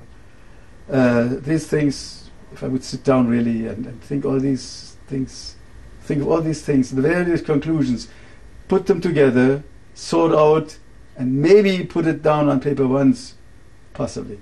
But at the time it was not possible. So Terezin was, as I mentioned, a show place. Could you describe it in more detail for those who don't know? Yeah, we have, well, when we arrived, of course, we kept our clothes and everything. They just took a guitar, a lute, away from me, which was returned to me later once they found out that I was a singer and could be useful in that way. Because it was a propaganda camp, so every talent would have to be used. Terezin was full of the leading Jewish artists from all over Europe. A great influx came from the Netherlands, from Holland. There was a camp. The name escapes me. It's all on my tongue, so if you look there, you may find it. So all these great artists, which I had known as international artists and as artists in Berlin, were there and performed their life's work. They displayed there. There was one composer of hit songs, Willy Rosen. He accompanied himself and sang his songs, which had become so famous. And then when he concluded, he always jumped up and said, in German, Text und Musik von mir. Text, lyrics and music by mir. That was Willy Rosen. It was so sad to see a man like this being sent to Auschwitz. And of course then there were philosophers, operatic stars. So we rubbed shoulders with the very best. And they were put to use. They had the Gestapo wanted this, and at times we felt they want this, so why do we do it? But we didn't do it because they wanted it, because it helped us. It helped us, and it consoled some of our fellow inmates. Is not the real term. It wasn't that way. It was enclosed. It was a ghetto, but we could work. I worked for the waterworks. I was digging trenches around the ghetto for the waterworks. My brother was fortunate. He was a professional cabinet maker, and the boss, the Jewish boss, check of the waterworks was a brother to the guy who led my group of hundreds, of 100 who worked around the ghetto in the waterworks. And the waterwork boss was his brother, and he was one of the so-called prominent ones. There was a group of prominent people who had all kinds of privileges, and being Czech, it was even easier than that. It was his homeland. So he wanted fine furniture built for his wife. Families were together there. My mother and I we didn't live together, but we could see each other. But they actually were allowed to live together. The rabbi, famous rabbi I mentioned earlier, was Leo Beck. Of course, you heard of Leo Beck. How can you not remember Leo Beck? He lived there as a prominent person, and he did survive it. They didn't touch him because they used him way back in Germany. He was the president of the Reichsvereinigung, the overall organization of all Jews, and he had to follow Gestapo instructions and just try to limit their input as much as possible, and as little as he could, of course. Well, there was a man of spirit. If you looked at the man, you were in the presence of something beyond earth. His sermons, just like his books, are the finest philosophy and outputs of a marvelous mind you could wish for. His delivery was terrible. He has a whine in his voice, but that's what made it so interesting, because what he had to say, no matter how it was presented, was so overwhelming that you could overlook this. And to see a man like this in such a situation was very, very saddening. Well, we performed operas. And this is all after my regular work in the trenches. I sang Schubert songs. I sang the tenor part in Haydn's Schöpfung, the Creation, which we performed. We sang Elijah, and so this is biblical, and of course you can do it. Carmen, I said we could do because the composer was Jewish. As a matter of fact, shortly before I was deported, they got me to study a part. It's ridiculous even to mention it, in the Fledermaus. Because the Strauss family, there is some Jewish background in the Strauss family. And some relatives of the Strauss family, one lady, was there, and somebody else, and they sang a big couplet, long songs about noch ein Strauss, another Strauss, about the famous Strauss family. So therefore they got permission to do this, but of course it never came to it, because who wants to perform a comedy? Was just... it was ridiculous. I was invited to sing with a group of Czechs in a play they wrote there, but this was not what was really important. Important was that I could conduct services. And it was, when we go to Terezin, I have the street map of Terezin from those years. I located on this map, I have it in the other room, the place where my mother lived, where my wife lived, where we lived, where I conducted the services, the place where our wedding took place in Theresienstadt. Did I mention that? No, please Yes. tell me. You see, they had their own self-administration. So there was a rabbi. There was a Czech rabbi, of course, but the rabbi who performed our wedding was Rabbi Meyer from Berlin. And there were choirs, choruses in which we took part, because the big oratorios we performed. When we got married, we entered this hall. A16 was the number of it, long hall, and I was surprised. On the bima area, the altar area, where the wedding would take place, there was my choir waiting, and the big choir, the oratorio choir, under Mr. Fischer. who is mentioned in the book I have on the piano, Music in Terezin. And they sang at my wedding. I could have never had such a wedding in Berlin at the time. It was unbelievable. We, on the way to this place where the wedding took place, my English is horrible. Place. You forgive me. It was. I felt like being in a shtetl, in a little town in Eastern Europe. Wherever we passed, people came by wishing us good luck. Mazel tov, Mazel tov. Sonia was all dressed up in a dress. She didn't have one of her own, but the people who provided the place for us, where we held the services, were Czechs. Zemenovich was their name. And they, of course, were in touch with their relatives in Prague. They got packages, they had furniture, they had everything. So they made us a little wedding meal. It's very, very simple. Of the stuff we got in the ghetto normally, but a little more, that is all. And when I got to the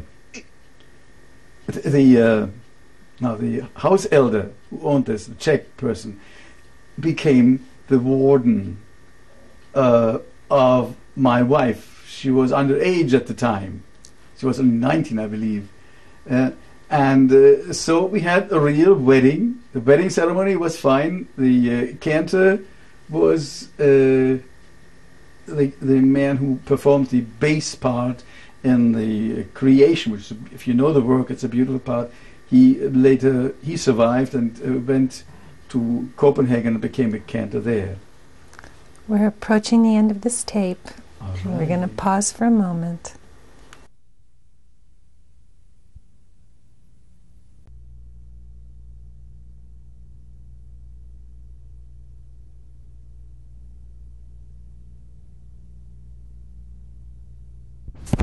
You were just concluding about your wedding in Theresienstadt. Well, so we were married. It didn't affect our life at all. We didn't live together naturally. We could see us after hours briefly.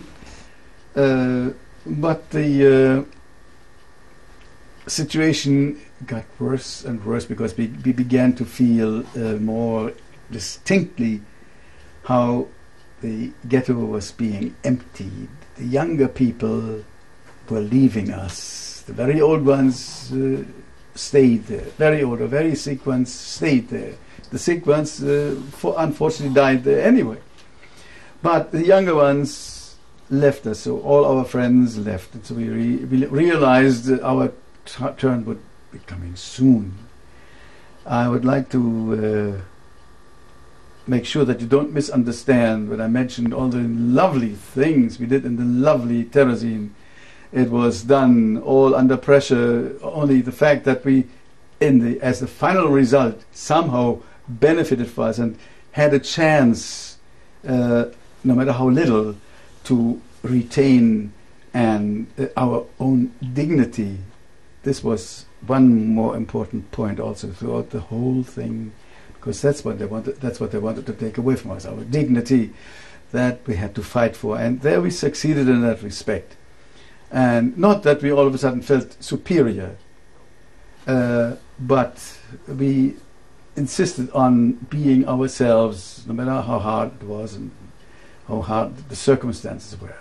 But the transports, deportations continued constantly. Each block elder had to supply the Jewish administration every morning with a number of people they selected for the next deportation. A miserable job, but it had to be done. There was no way out, and so living with this, we just accepted it because we were completely powerless in this situation. We continued conducting our services. The services were held during the summer in the in the open, in the courtyard, and masses of people came there every Friday night, and we sang with choir and the real music they remembered from their homes, whether at Berlin or Vienna, basically the same melodies, so they even could join, and they prayed. If anybody had reason to pray, it was us. And in the winter time, of course we couldn't do it outside, we went to the attic, very, very small area, all these beams going every which way, and we squeezed in there, and I haven't prayed like this in the United States with that intensity, not one single time. Not that I want to wish for having to pray this way. And so we did this, and this was very successful. It gave people hope and faith in the midst of all the things that were happening. In October, beginning of October 1944, we had the High Holidays. And we were allowed to take time off for services. Of course, they had to report to the Red Cross commissions that came to inspect that they really did good things for the Jews. On Rosh Hashanah, they opened, a few days prior to Rosh Hashanah, they opened a big assembly hall, a beautiful auditorium that had been outside of the ghetto and was being used by the general Czech population constantly.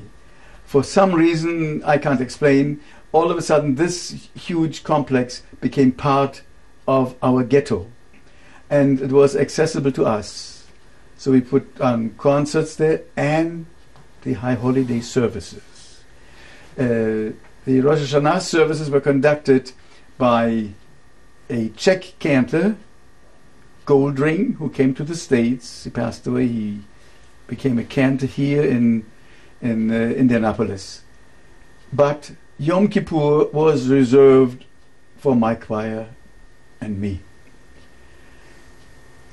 The strange thing is, every day trains were leaving and coming back, and the train whistles were haunting us without stopping, always, to a point that we didn't hear it anymore. So this was not good as a reminder, because we ignored it. Rosh Hashanah, first day, we had ignored the whistle. On the first day of Rosh Hashanah, there was no whistle. We noticed the absence of the whistle as something very strange. Of course, immediately speculations. We had outside information through the Czech people, Czech Jews. They got radio information, and we knew that the Russian front was coming closer. The train whistle stopped. What a wonderful sign. And the 10 days of repentance, the days between New Year and the Day of Atonement, were really that for us. We prayed, hoping this is it. And sure enough, second day Rosh Hashanah, again services, not one train left the ghetto, no whistle. So for 10 days we prayed and hoped. Comes Yom Kippur, same thing. No, this had to be the end, had to be. So we joyfully conducted our services in the highest spirits imaginable. It was a very hot day, I remember that. And we had to open the big windows of this huge hall all around, and outside, masses of people who couldn't get in were pushing themselves towards the window to catch the parts of the services. A whole day. It's a long day. One fasts on that day. Now that fasting for us was very easy. Actually, we were experts at this, I would say. So, and of course our spirits were very, very high, just great. At the end of this Yom Kippur service, the shofar, the ram's horn, is blown. It is blown on Rosh Hashanah at the beginning of the year to call people's attention, admonish them to seek, well, to search themselves and offer prayers and ask forgiveness. So for 10 days this is done. On the first 2 days publicly, during the rest days you do it in your homes or ubications. On this 10th day, this very long day, near the end of it, the concluding service is called Ne'ilah, the concluding service.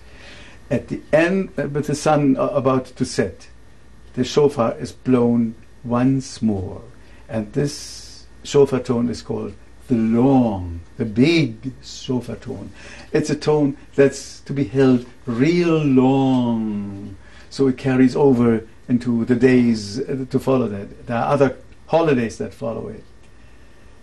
And we reached that point, and the cantor who did the early service, I did the main services, and he did the early services, was a cantor Levi from Berlin. He was in his 70s, high stature, snow white, silver hair, a royal appearance. He didn't show any decline in appearance or anything. So he got up there and he placed that shofar to his mouth and started to blow the shofar tone.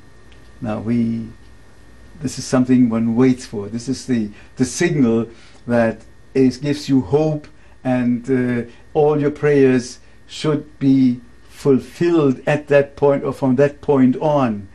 So everybody listens. This is so important. Listen to the shofar. And he blew it. He brought the most beautiful tone, long-held tone. It was just unbelievable until, and I remember this, every time I tell the story, I have to stop here because it seemed to be off-key. And this man was an expert at blowing this horn. It was off-key. That very moment, and believe me, it was true. Whenever I think back, do I make this up? No, I did not. At that moment, the tone that crept in there was the train whistle. At that important moment, at the height of our expectations, at the height of hope that our prayers would be fulfilled, the whistle starts. Again, we were stunned, didn't know what to do, but we didn't have much time to think about it. The very next morning, my brother and I were on the train to Auschwitz without delay. And what of your mother and your wife? This was only for men. This I heard later, of course. The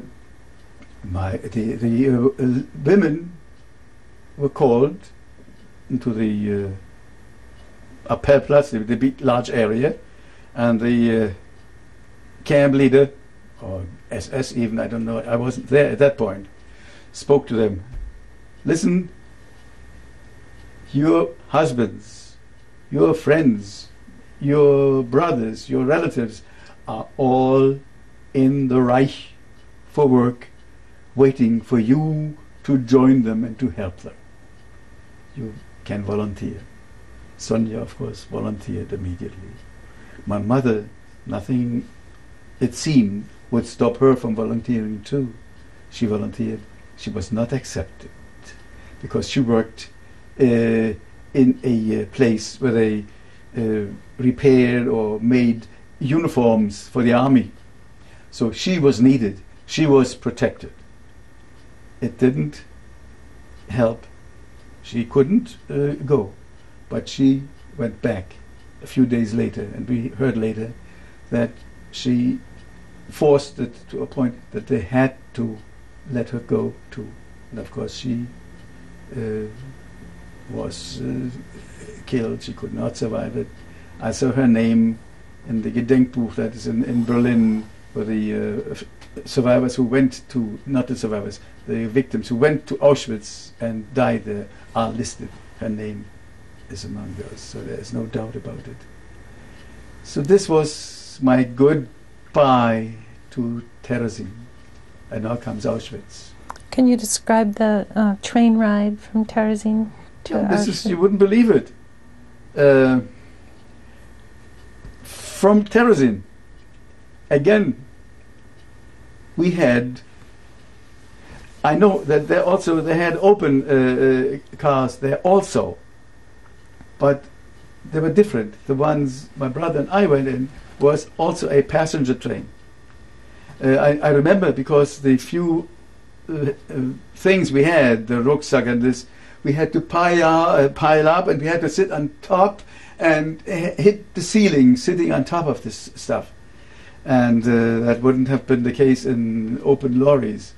So this was a regular train. Next to our train front, during the trip, we heard shooting.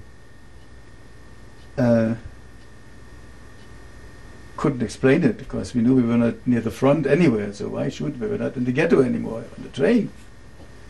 A little later, an SS man enters our department, hands out postcards. Right. Everything is lovely. You didn't hear what happened. We learned that they killed 6 people right next to us. And return those cards to us. What had happened is that the train next to us, those cards were passed out. Somebody wrote messages and threw those cards out. And that's why those people were killed immediately.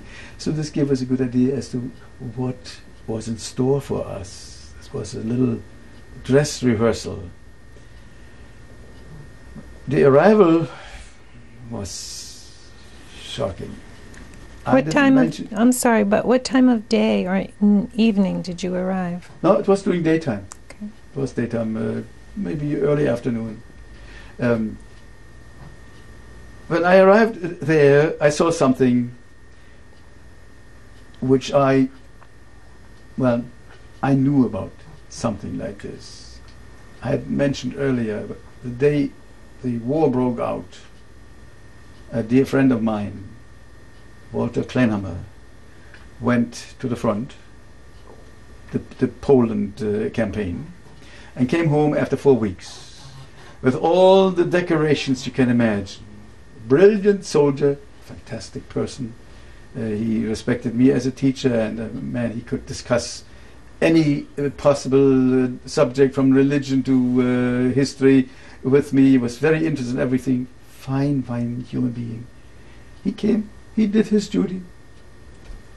He came, I was just about to leave our home. At the time I was still at home. It was before our deportation. It was 1939. For America the war started later, but in 1939 it started. And I saw him coming. I immediately went back into the house. I didn't want him to be, I couldn't be seen with him. And but he realized that I wanted to retreat. He held me back. He screamed loud so that everybody could hear, "Kurt, come out, I have to talk to you."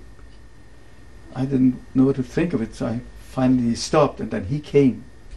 And in the middle of the street he told me, this was in 1939, "Kurt, I just come back from the front. What I saw, I won't describe in detail, but I tell you one thing, you have to leave here as soon as possible.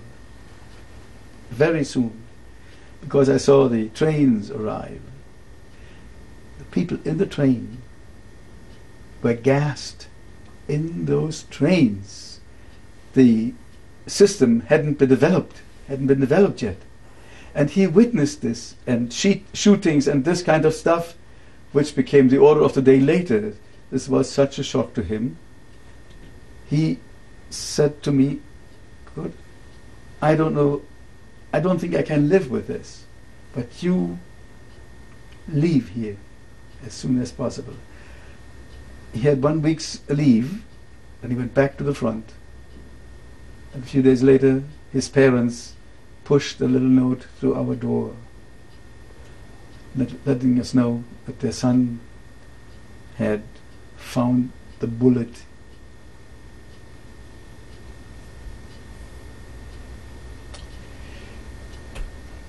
Yeah, he was looking for he couldn't live with this. And now my problem started. I had first class information, couldn't tell anybody, because I wouldn't have known whether anybody would have believed me. Coming from me, it's not believable. Coming from him, it was unfortunately very believable. So all these years I knew what to expect. So that's why I accepted Terezin as something much, much better than it really was. Because I had a clear picture of what was in store. So I doubled my efforts to do the good work, if ever possible. Well, of course, then in Auschwitz it was Birkenau. I looked out of the window and I saw guys in those striped uniforms, which I hadn't seen. We hadn't worn them. And then they took their caps off. I saw their shorn heads.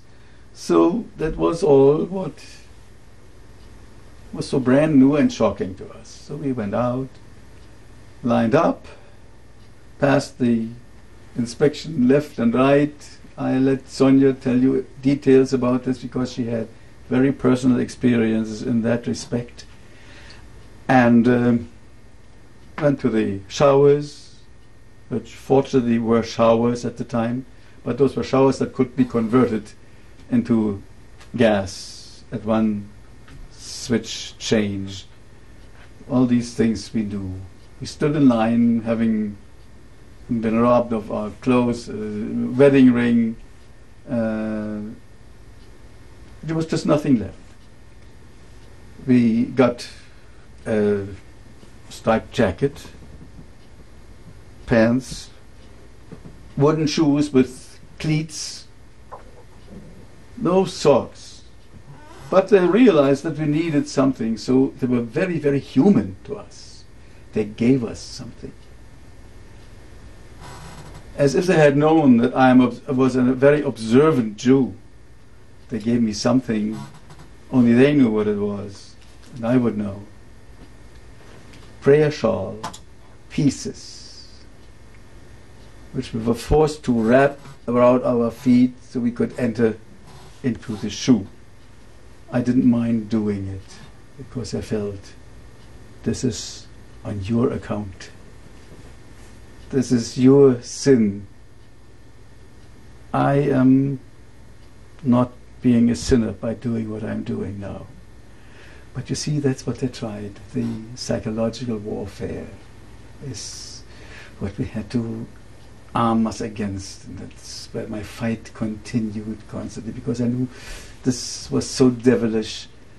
I mean, you needed all the possible reserves you had to survive something like this. Such a minor thing, seemingly. Did they tattoo your arm? Yeah, that came a little later. Yeah, I come to that. That's before we were declared able to work and we could continue. Okay. Now, the next step was we stood in line in these new outfits, long lines.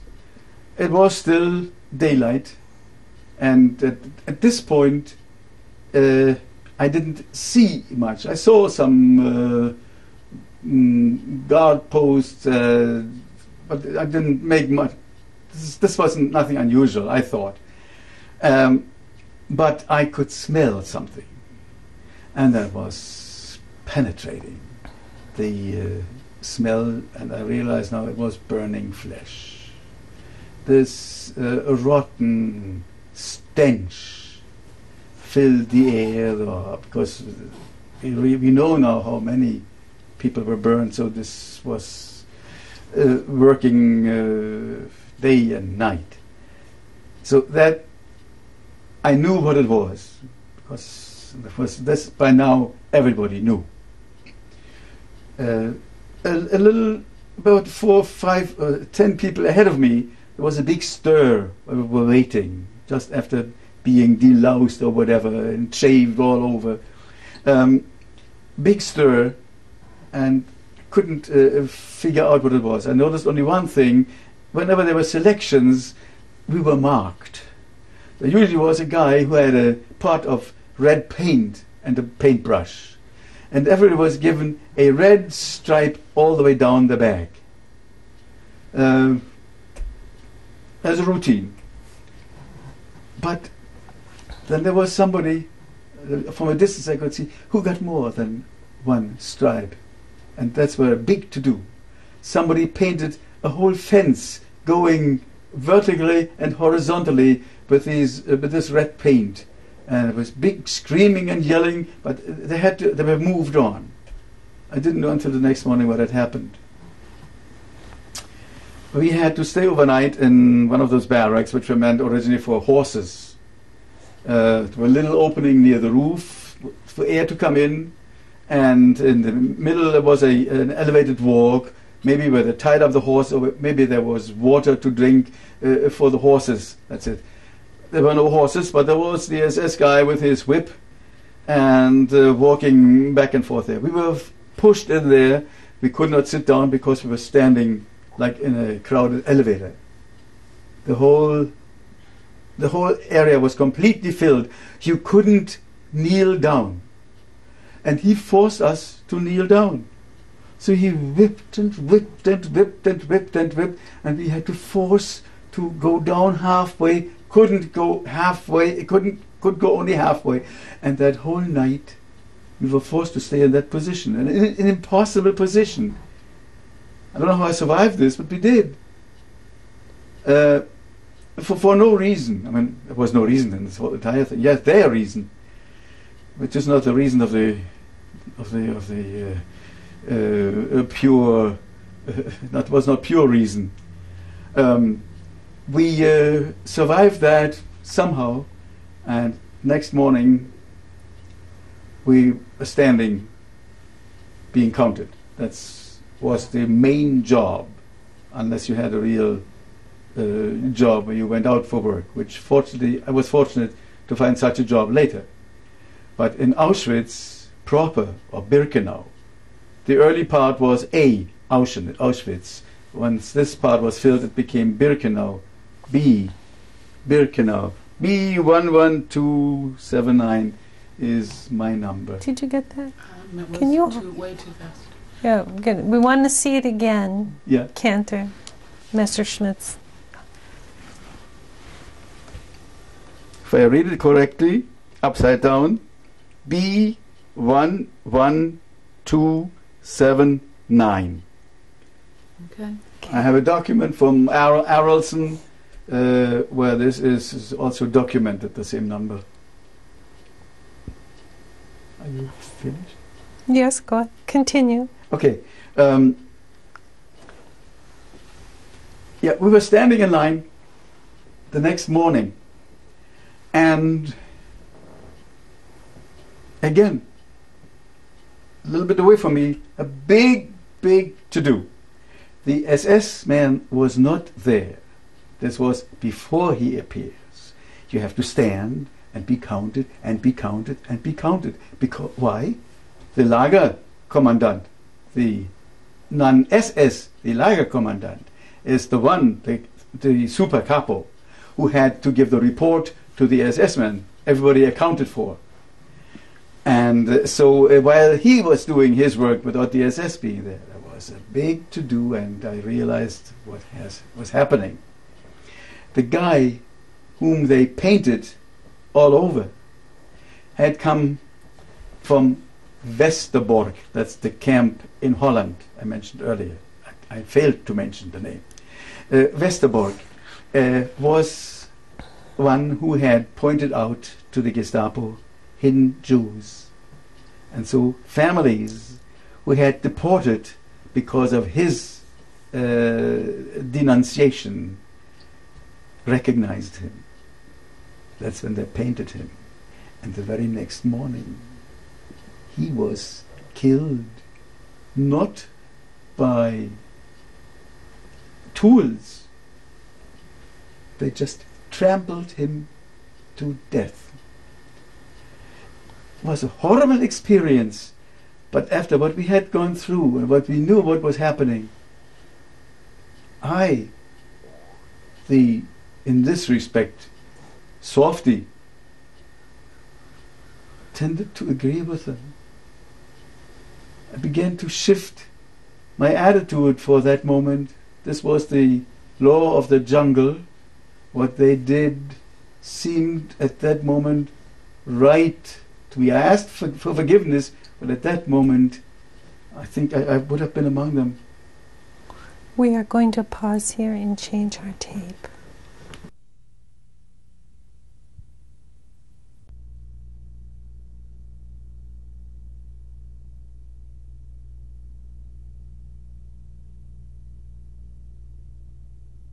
This is the beginning of tape number 6. Can you continue?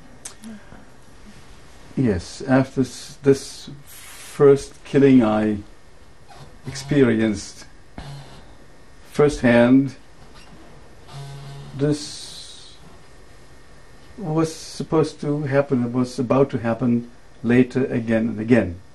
The capos who were used to this were not touched by this at all. They threatened if somebody did something wrong or didn't obey them. They just said, and this was the camp language, we send you back to the chimney, the crematoria. This was the daily talk, nothing even to lose any thought about it. Auschwitz, Birkenau. The first selection. No, I leave this. I leave this. It's not good. May I ask you a question here? Yes.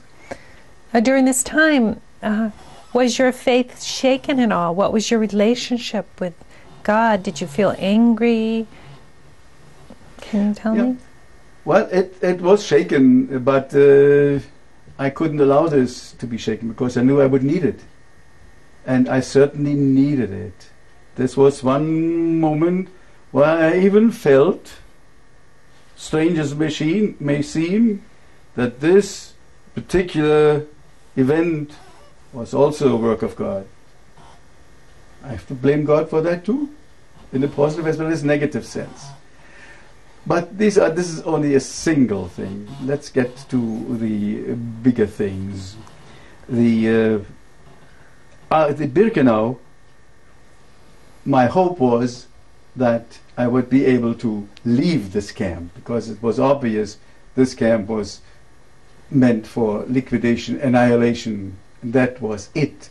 There was no job available unless you were a capo or a criminal who wouldn't mind doing this job knowing for sure that he would be killed in a few days anyway.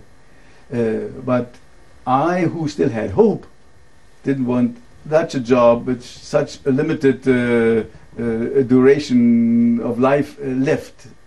So we hoped to be able to leave Birkenau, which was not easy because we had to eat. We didn't get anything. Water, dirty water, a little piece of leaf of cabbage, some beyond description stuff. And if there were potatoes, of course those capos who were in charge of it and had these carts, these wagons, they of course took any potato that was used off before it came to us. And we got potatoes, totally dried out, dark, prunes, dried prunes, double dried prunes, rotten to the core. My brother was very hungry and he was about to eat, and I stopped him. I told him, and he agreed wholeheartedly. I'm glad he did. we are not going to eat this, because this will certainly kill us. If we die, we want to die on our own terms. Let's die from starvation, but not this way. And this willpower helped us. So the mind was still functioning. That's really what helped us, because I saw people left and right from me just fold up. You could watch when a dear friend of yours, for instance, cannot keep his head up anymore. It stops sinking. He cannot raise it anymore. It goes lower and lower. And there is nothing in the world that can raise this head again. And I saw this happen with very dear friends of mine. I talked to them. There's no way. They folded up. And so that's why I always try to maintain an erect position, and I'll talk about that later. So by showing this kind of restraint, we maintained our mind in sound health, and were able to live for the next 3 or 4 days without practically any food. And then finally came the parade. We had to march by, and the decision was made whether to stay or go on, die. Now this was for work. If we were still able to work, we would have the chance to be sent to some outside commando. And that's when we were tattooed. Whoever was sent to a commando that was part of the big Auschwitz had this tattoo number. And so my brother has one that's almost the same. And we were fortunate to be sent out in a truck, military truck. Also had to stay in there like sardines, about 90 to 100 people in one truck. And they drove us to this place, Golleschau. G-O-L-L-E-S-C-H-A-U. That's the German spelling. The Polish name is slightly different. This Polish name appears in Schindler's List in the book, because Schindler had connections, and he writes about the people from Golleschau. That's the first time that I saw Golleschau mentioned in literature. I have the page numbers marked. We came to the entrance gate of Golleschau. Our truck stopped within the gate facing the camp. While we were there waiting, could hardly look out because we were in each other's way. On the other side of the gate, a little further away, facing the other direction, was another truck, also filled. But those people were not people. Those were living corpses already. Faces completely black, just the eyes, deep holes. So they were no longer really alive. It was quite obvious what happened, and we found this confirmed later. People in this truck were on their way back to the crematorium. And it became more or less halfway clear to us that in some point in time, I don't know when, we might be in such truck going back to the main camp. So with these feelings we entered Golleschau. It was infamous.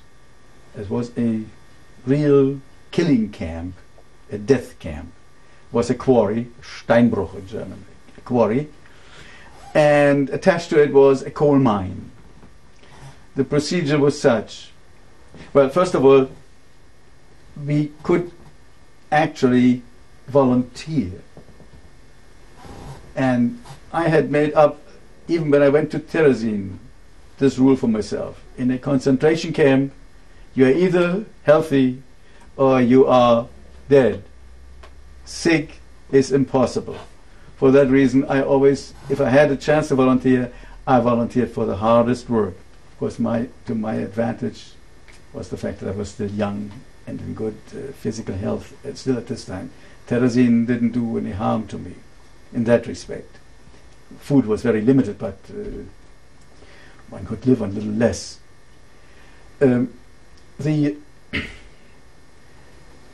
So when we could volunteer, I volunteered immediately for the hardest one, for the Steinbruch, for the quarry.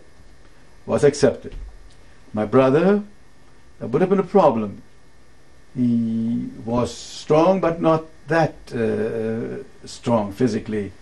So the quarry might have been a little bit tough for him. But fortunately, and these are all miracles that happen, coincidences, call it coincidence, whether if you're believing, say miracle, if you're not, coincidence. Next to this quarry, there was a little factory that made barrels for beer, I don't know for what. And this barrel factory needed a carpenter. My brother could volunteer, and fortunately they accepted him. So this was what saved him. The Steinbruch in a way saved me, because I was at least in fresh air. The work was very hard, but as I said, after what I had experienced in Berlin when I schlepped those heavy stuffs or whatever, I can do anything, I could do that too. So, but the miracles continue. Because under normal circumstances, even the strongest couldn't have survived there. For about 3 days in this camp, Koloschow, I get a message. Somebody brought me a piece of bread, a little wedge of bread. It turned out that a former student of mine from my Berlin school was at that camp. He was a brilliant student, I remember. Fantastic person. He became the favorite of the Lagerkommandant. He walked around in fitted uniform, but he found in the lists my name. Coincidence? So, at one point he waved at me that he couldn't do much more. But every so I got a little message. But every night I got this wedge of bread from my former student. When I spoke at a high school here a few years ago, the teachers sitting in, I said, "Listen, students, be nice. Now, listen, teachers, be nice to your students. You never know how they may be of help to you in the future." Yeah, now this was unbelievable, because this was life. Because the soups we got were, even there, were not much. They expected hard work from us, but still the food was not the greatest. Was usually soup, cabbage, never anything, and just plain bread. But at least there they had still real bread. I had later camps, Oranienburg, where the bread was only wood. What do you call this? Sawdust. Sawdust. Yeah, and we had to eat it. It killed people's stomachs, of course. So this is one of the things that was a miracle, which helped. Now, I couldn't eat this by myself. And fortunately, it worked out, the schedule worked out usually in such a way that my brother from the adjoining factory could join us there in the big mass of people, and then when he came to me, I had this wedge of bread. Now, how do you divide it equally? He's your brother, but he's only human. It might destroy the wonderful relationship we always had and always will have. What we did sounds so ridiculous now. I cut it in half, put the 2 pieces in my bag, and let him pick. This sounds ridiculous, but I felt this was necessary. Something else in Golaszów, another miracle, got me another piece of bread. Just before Christmas, they imported from the main camp a few instruments, guitar, violin, mandolin, a few instruments. So they put together a combo, a little group of 6 or 8 people.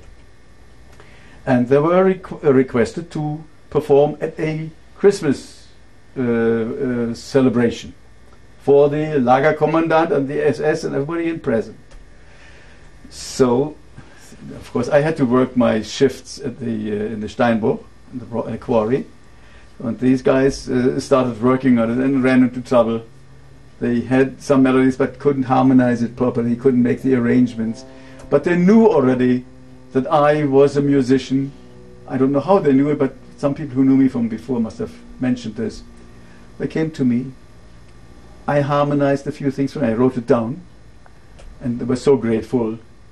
I got an extra piece of bread that day. Miracle.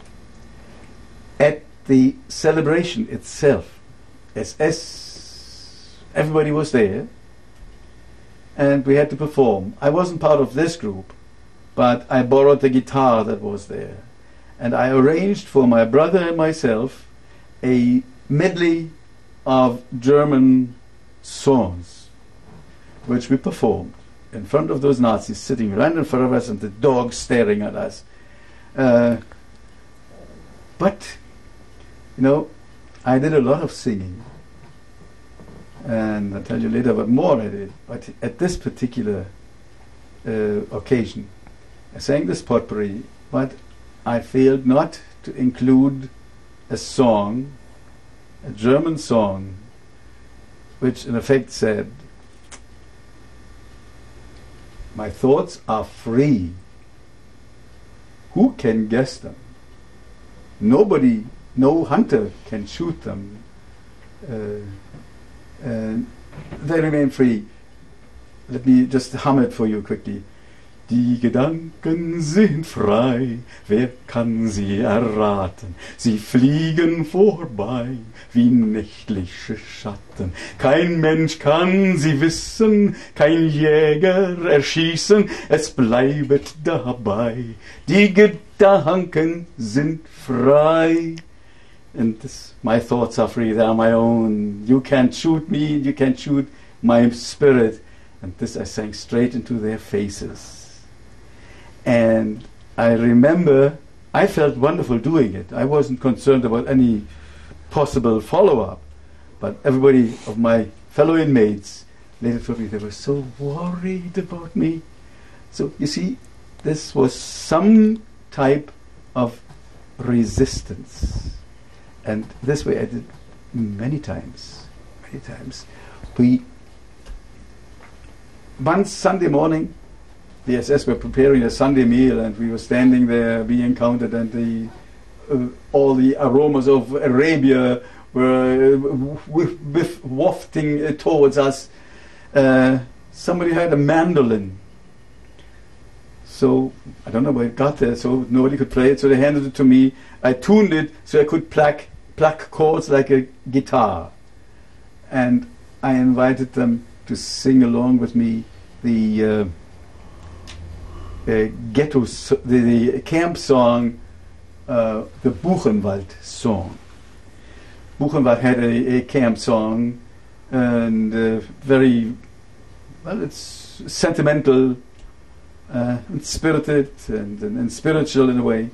And one of our capos had come from Buchenwald, brought this song with him, so we just changed the name Buchenwald and saying, "Oh Golleschau, I can never forget you," and so on. This, of course, was a song that should give us courage. And the SS was walking outside with the dogs back and forth, and I started playing, and they started singing. All of a sudden, he stopped as a shot in the air. So, but we showed that we wanted to say something. He didn't go any further. Out in the quarry, working with the rocks, I had frequently night shift. It was ice cold in the snow. And the capo I had was he had the green triangle.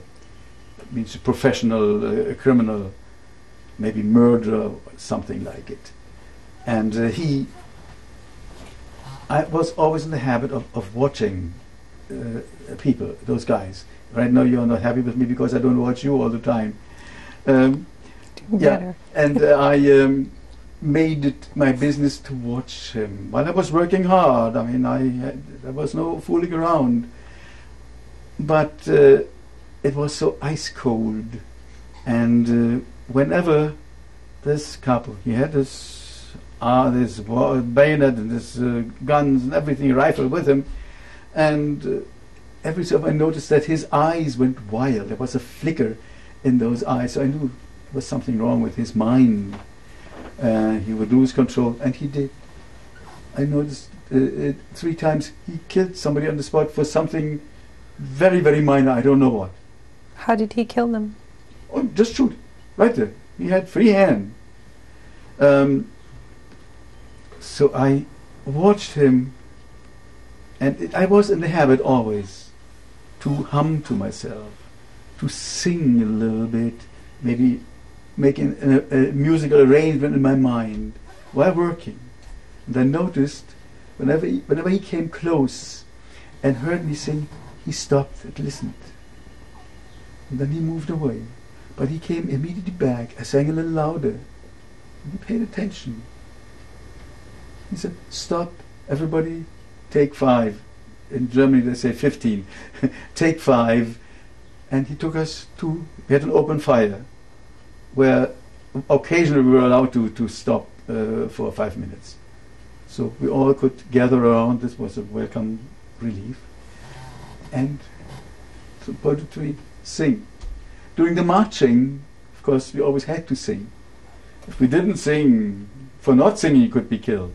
So I used my voice, that professionally trained voice, and sang and led them in singing, which gave them a lift and it kept him at peace. But here there was something special. I don't know what happened, why it happened that I sang it. I sang a Yiddish folk song, which tells a story which I found shortly after that tied in with this man. These professionals were sent to these death camps where they could do the shooting they would otherwise have to do at the front. But he was exempt from the front, but he had to promise to do the shooting here. And so he didn't want to go to the front. He was deathly afraid of it. And this song told the story of a Jewish blacksmith who is called to the front. He says goodbye to his wife, and the wife and child stay at home and pray for this soldier every night, and may God save him, and so on. And finally, so that made him. This was his story. He didn't want to go to the front, and so he kept listening. The Jewish aspect of the song didn't touch him, because the Jewish aspect was that the mother prays every night and ends, "We hope you'll return because our God is great." Second time also, "Let's pray, kneel down with me, my son, pray that Daddy will return, God will save him." And then the third night the rabbi comes and tells her, "Esther, you have to come to the early morning prayer to say Kaddish, the prayer for the dead, tomorrow." And but it ends in the very Jewish sense. The other verses it said, God he will return, then God, for God is good. Yes. The last one, he does not return, but God is still great. Now, with this song and a few other little songs I sang, I kept this man away from his horrible job. My whole group, he gained every time about 15 to 20 minutes breathing time, living time. And I always like to make these biblical comparisons because they hit me wherever I go. I felt like young David in the Bible, who played and sang to King Solomon, to King Saul, when he was beset by evil spirits. And this, what I did consciously, and it made me feel good. And I know this way I actually did save lives. This is wonderful. This is giving me a wonderful feeling. And it doesn't alter the fact that it didn't do much. It's one drop. But one drop was good for me. And of course, then we were. So this was one good thing. The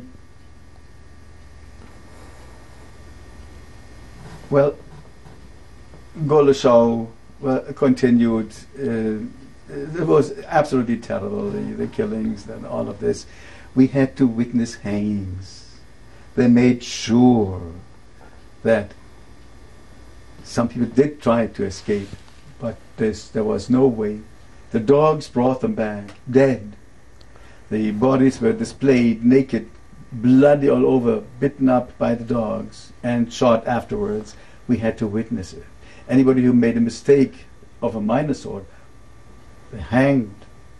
We had to stand during the count and had to watch. We were forced to look. And the Lager eldest described in detail what was happening.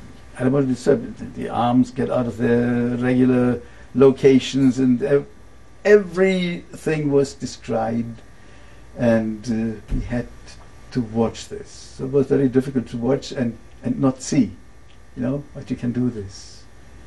Once I developed a swollen hand. There's the scars from an operation I had in camp, and I was lucky to have this young man there.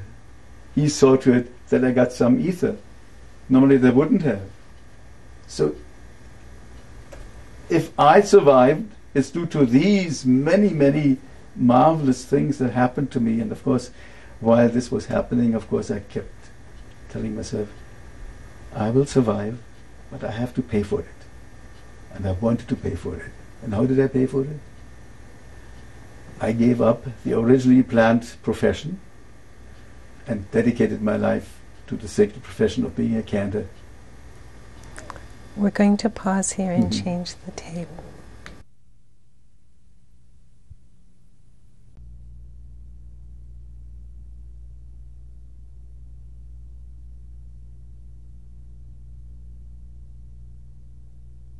Beginning of tape number 7. How long were you in Goleshow? In Goleshow, we got there early part of October, 44. Yeah, and I know exactly when we left Goleshow. That was around the time when the Russians approached Auschwitz and liberated it. A few days before the actual liberation of Auschwitz, we were set on march on January 19th. This is the date our death march began. And from the entire area, southern Bavaria, the death marches started about at that time. We're given a blanket, one little piece of bread, and away we walked. The snow was at least knee deep, and Do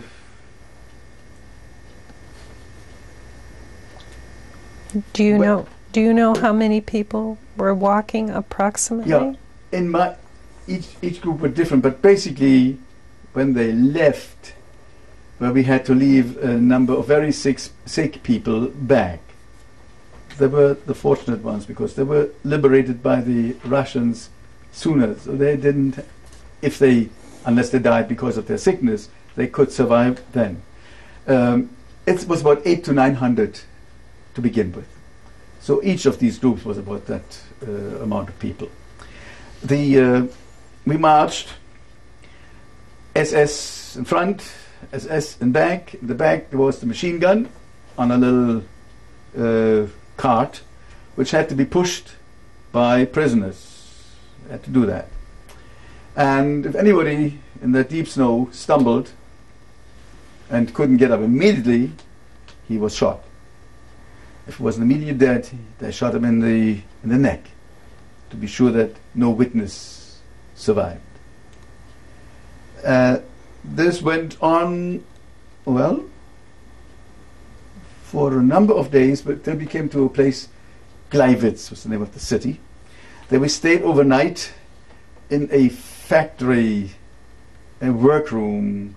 There was machine equipment which was ice cold, and we couldn't lean against anything or we would have frozen to it. So this was a horrible night. Before we got there, I, for the only time during the entire period, began hallucinating. It was the only time, because I saw lights where there were none, Fata Morgana, and my brother, who normally was the one whom I supported, was the one who got me back on the right track. So we came to Gleiwitz, stayed overnight there, and the next morning quite a number of people had died right in this place. Those who had survived were in this big courtyard, and I see already one very handsome, tall young man with whom I had some dealings musically while I was sick in Goldeshow, and I had this operation. I made a musical arrangement at that point, and I trained him to do this particular part. As a matter of fact, out of protest, if that ever would have been performed, this was another protest, because I set to music an American song. What was it? In English. I have learned that love is not a picnic, a silly thing, but it was English, and I just wanted to do something to needle somebody somehow. But this young man was musical, and my brother, so we had a quartet. We could have performed, but of course it was never enough time because I wasn't sick long enough to finish it. But this young man was there with his father, and while we were pushed to get in line for the march, this father was no longer able to. He went down on his knees and could not get up anymore. And his son, this handsome young man, he was probably, how old was he? 20, 22 years old, tried to raise him and lift him and support him. And I saw his tears streaming down his face, and then the SS finally drove him away and shot in front of him his father. This is one of the pictures we see of this young Jewish child with his hands raised, which has been publicized so often, but this is a different situation. There was nobody there to take a picture. This is so engraved in my mind, and so we went on. Then parts of this trip were done in open lorries. They were open, and we were about 60 or 70 in one. Next to mine, to ours, was one that was empty.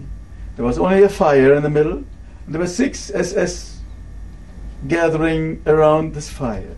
We had hardly anything to wear, just one blanket.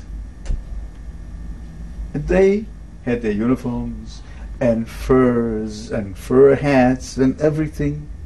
And would you believe it? 2 of them died right there from the cold. How did we survive?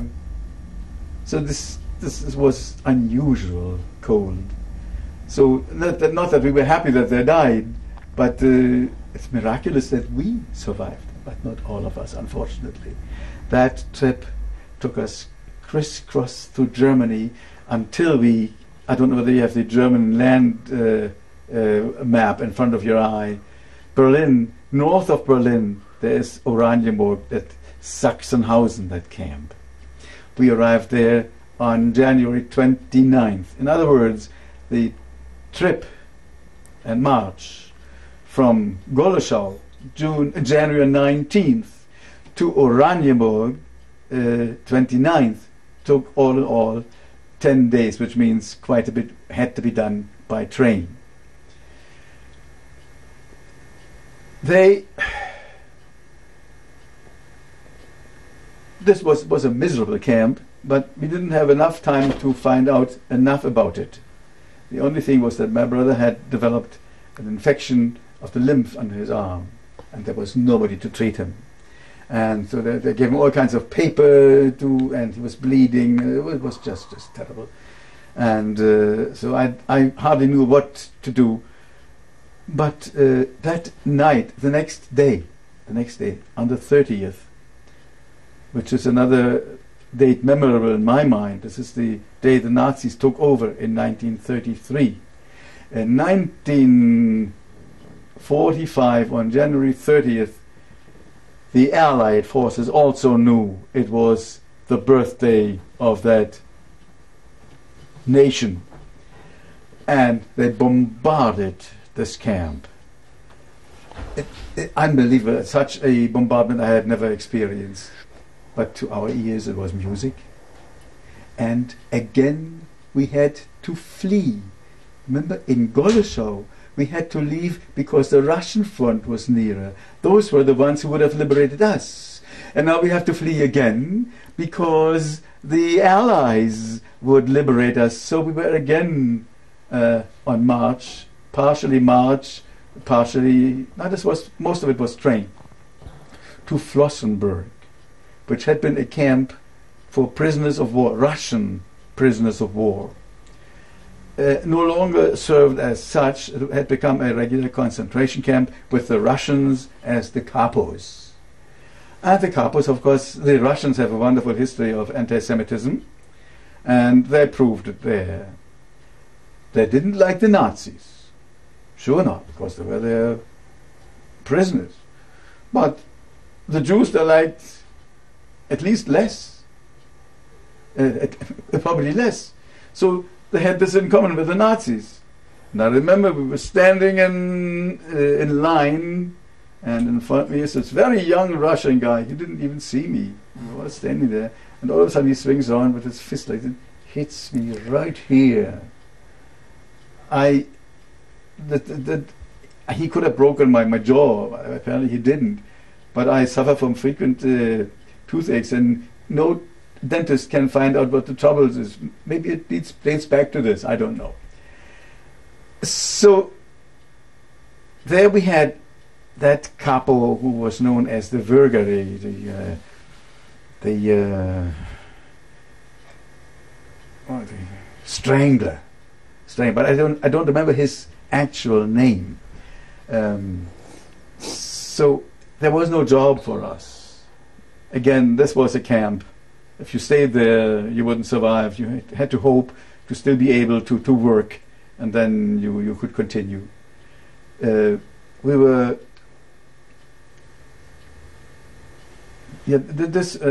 guy was hated and feared, and people tried to be nice to him, and almost at my cost, because somebody knew that I played chess. There was somebody I could play chess with by just announcing moves without having a board. I can do this, play blindfolded practically. So I played chess, and they had learned that this strangler plays chess too. So they wanted to recommend me. I had the time of my life to convince them not to do this. Of course, that would have been the end. What can you do? Beat him? Impossible. Lose to him? Well, you let him lose. You let him win. So There was no winds. Fortunately, didn't do it. Then this guy let us march, military fashion. I attended a German school, so during gym hours, once in a while they let us march. So I knew how the military marches are handled. So I, anyway, put myself always together. So he singled me out, praised me. I wanted to sink into the hole because I didn't want to have anything to do with. Thank God he didn't follow it up. But then came again, after a few days, the selection. Again, the pail with red ink, brush, small brush this time. Everybody got a mark on his forehead. My brother, who was really suffering from this illness very, very badly, always followed me, and I pretended to be very, very strong and didn't dare look back. So it happened many, many times, and when I looked back and he was still there, thank God, another day survived. This was done every day or every other day, wherever we were. Because this way they could quickly sort out who can be sent away immediately and who might be of use for no matter how little time. And at this camp, all of a sudden, my brother had a different mark on his forehead. And this was just terrible. I had to say goodbye to him. To this day, I see his face in front of me. He was more dead than alive, and he hadn't seen a doctor or anything, and nobody would send him down to the Krankenbau, to the infirmary, which would have been the definite end. So we had to say goodbye. And I arrived at Ganaka, which was a place that had not existed beforehand, was just created for a brief duration of creating a runway for the Wunderwaffe, the V2, that should win Hitler's war in the last minute. Got there was nothing. They didn't have any water, nothing, but the minimum, or the less than the minimum they got somehow. The next day, another group comes from Flossenburg again. And one young man saw me, and I inquired about my brother. He told me, your brother went down to the infirmary. He couldn't stand it anymore. The implication was that my brother apparently had not survived. Well, this was one of those low points. But I was there. We built with the help of railroads, where they had the train, and at that time, I think those were Canadian flyers, flew very deep and bombarded everything they wanted, and they hit their precise aims, no question. None of us was harmed. There was no air raid shelter for us. There was never. So they were easily recognizable. So it was our protection, actually, and their aim was perfect. The flak, the cannons the German used against the airplanes, were manned by boys 13 or 14 years old. They didn't know what they were doing, so we just got the shells or whatever. So some people of ours were injured by that. So we didn't take too long. They had to put us on march again. And this is now the tail end of the death marches. Same way, same killings, no food this time at all. And we were at the time Roosevelt died. Somehow we got the news, and it saddened us because we thought, I hope it won't affect us in any way. My health was in miserable shape. My wrists were like this, my ankles like this, and every so often they had to stop the whole group, because Americans were approaching from the other side now. So on motorcycles they went back and forth. The SS to establish their situation. And they came back. Once in a while, they allowed us to take a break. The moment this happened, I was on my back, arms and legs in the air, hoping to relieve the swelling, which of course didn't do anything. But at one point, the Americans were so close that the SS left. We were on our own. Where to go? I spoke German. That might have been a help, but of course there was two people who had attached themselves to me because I was their hope at that point. So we walked and walked, and there was nothing. It was in the midst of nowhere, farms far away, and all of a sudden we see motorcycles, SS on motorcycles. They were running around, driving around to round up people who had been let go, to shoot them. And they found us. I started talking. If you think I'm talking now, this was nothing. I spoke German, and high-class German, so they knew they had to do with somebody who was German and knew what he was talking about, and used all my persuasive powers if there were any, and they would have let us go, but they couldn't. But they at least did not kill us. Obviously, I'm here. But they had to deliver us to another camp nearby, which was one of the same type of groups I had been before. They came from the same area. I found out later because one of the guys who were in that camp found me via television. He was together with me at one point. So we went there and continued the death march from there. We come to Traunstein. That is a city 20 kilometers away from Salzburg, from Austria. We were down to about 70 people. That was all that left. Shooting all the way, killing all the way. When they marched through the city of Traunstein, it was already the 29th of April. So those were the last days of the war, 45. And we could see that the mood of the population changed. There were no flags. There were encouraging calls against the SS, who didn't know what they shot into the air wildly, didn't know what to do. I still see in front of, behind a huge window, second or third floor, a lady, probably a baker's wife or something, had a huge loaf of bread and openly cut it to pieces and threw it down at us.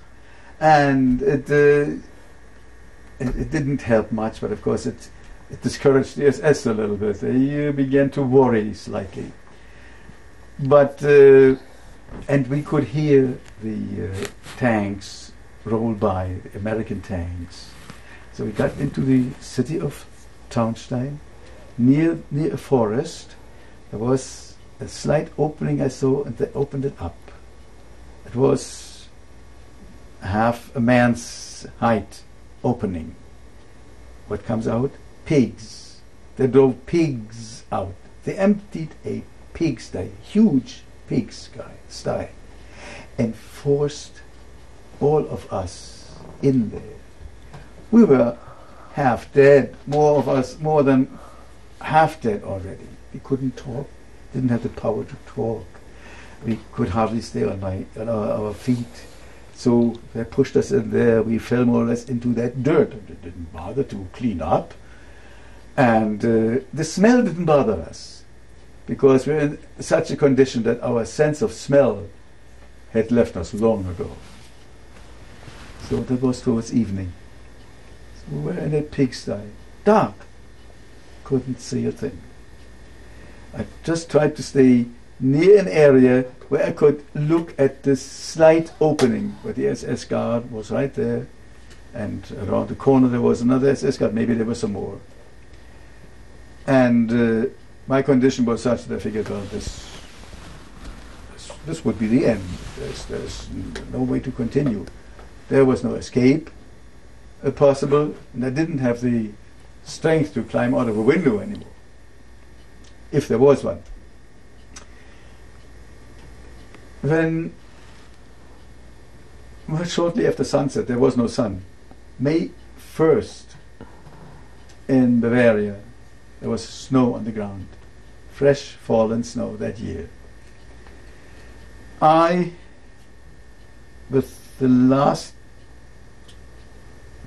power I had, mental power was obviously there, because I still watched that SS guy, and I noticed that he was very unsure of himself, shifting back and forth, checking here and there. I knew he wouldn't bother to shoot people who were buried in mud there already anyway. So I just forced myself to get up, climbed over a few people. I don't know whether they were alive or not anymore. Went by this guard. I do not know whether I asked, may I go to the bathroom or something. I just looked. I must have said something in German. This was the key, to speak German and clearly. What I said I don't remember. But what I knew was that he would not shoot me. He had been shooting all along. I knew it. How did you know it? Call it faith. I don't know. Intuition or faith. I think, thinking back, I kept telling myself this must have been the most intense moment of faith I had in my entire life. I was never as sure of anything as that he would not shoot me, no matter what. And I walked straight into the snow. I was not concerned about my appearance. Anybody could identify me anyway, whether they saw my traces in the snow or not. Didn't matter, my tracks. So I walked into the forest. For 2 nights I stayed. The first night in a big farm. Of course, everywhere there were SS. In that big farm there was very young SS, very young people, who were crying for Mama. They wanted to get home because they were listening to the radio. That moment came over the radio in the news that Italy surrendered. So they knew it was over. So they wanted to get home. But that didn't help my fear, because in such moments, desperate last minutes, they might be even more than just what they were ordered to do. But again, miracle of miracles. I walked into that door. See, all these young people began to worry, but at the moment they were concerned about this. If they had seen me, they may have vented their anger at me. But there was a sergeant who was a little older, and I spoke immediately German, very clearly. He listened. He came over to me. He was an educated man. He knew what kind of person I was. Took me aside, told him, away. Gave me his jacket. Mine,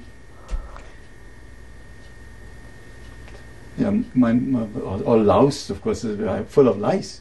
He gave me his jacket, spoke to the farmer and his wife, and they have to take care of me. Said, yes, we can, but we have no space for him. All we can offer him is the cow stable. I was very grateful. The difference from a pigsty to a neat and clean cow stable. The cows looked so happy to see me. And so there on straw I spent the night, and the next morning I could go on. So this was a very close call also. But then on the third day, May 3rd, I climbed a big hill. I have the pictures on the wall there. My son took the picture. Come to a church on top of the hill next to a churchyard and a restaurant. And I was at the end of my physical, my efforts were minor, but everybody had told me, go up there, that's where the military government is. The Germans have to hear government, that's it. It was American, but it was still government, they respect that. So they sent me there. What was it? It was a little white paper, the proclamation by Eisenhower.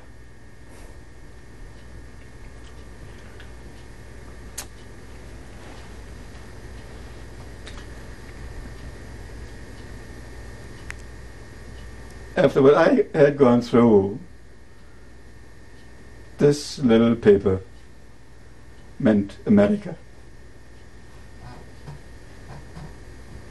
Freedom was unbelievable, unbelievable.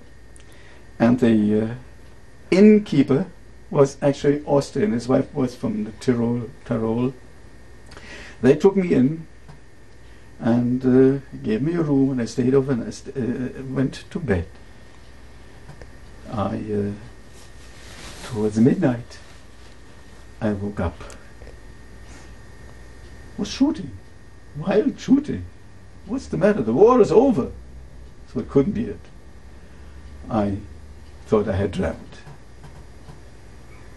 It was not a dream. This went on for 15 minutes. I found out the next morning what had happened. I was in that pigsty. It was 60. We were 65 altogether at latest count. The late count I really learned a little later, because when we were in there, nobody counted anymore. 2 hours after I had liberated myself, isolated myself, the SS finally left. They just left. They were afraid of the boiling people's soul. They called this in German the kochende Volksseele, which of course were boiling against the Jews in the early days. So they left.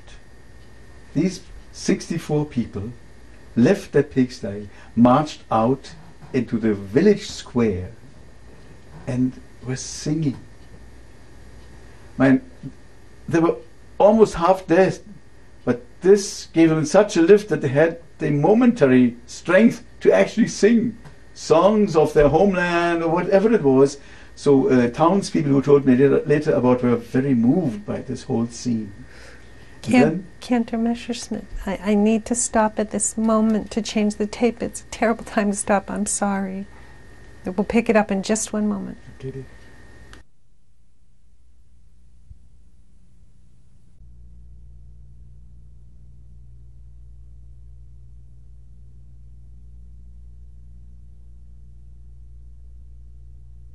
Number 8. Continue, please. They were singing.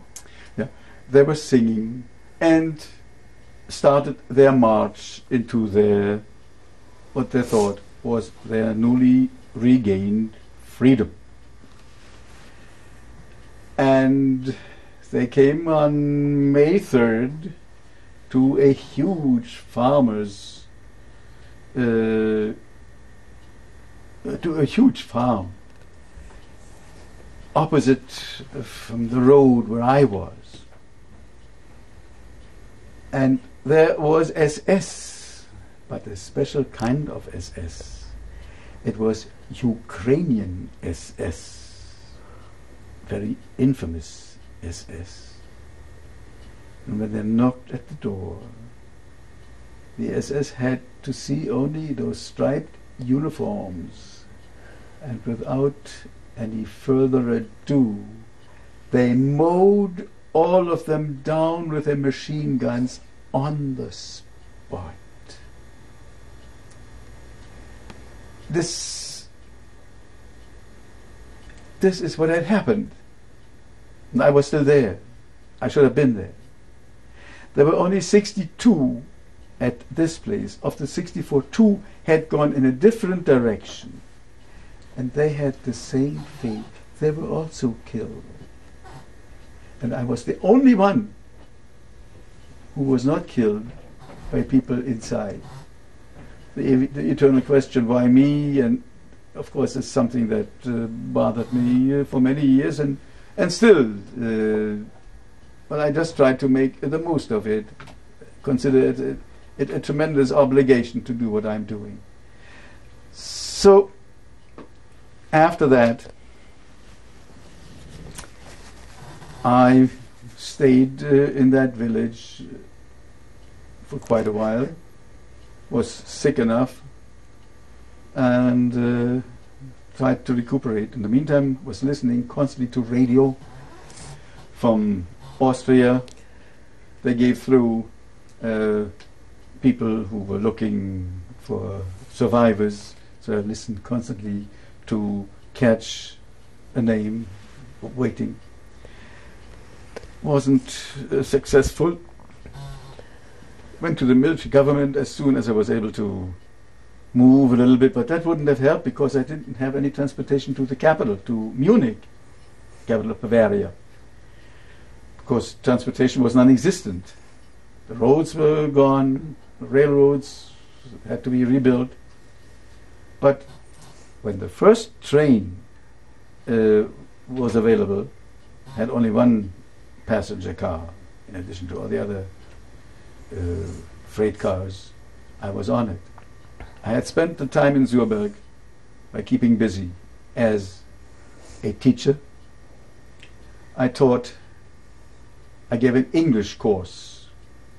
They were interested in this. The priest encouraged everybody to do that. They needed it because Americans came through.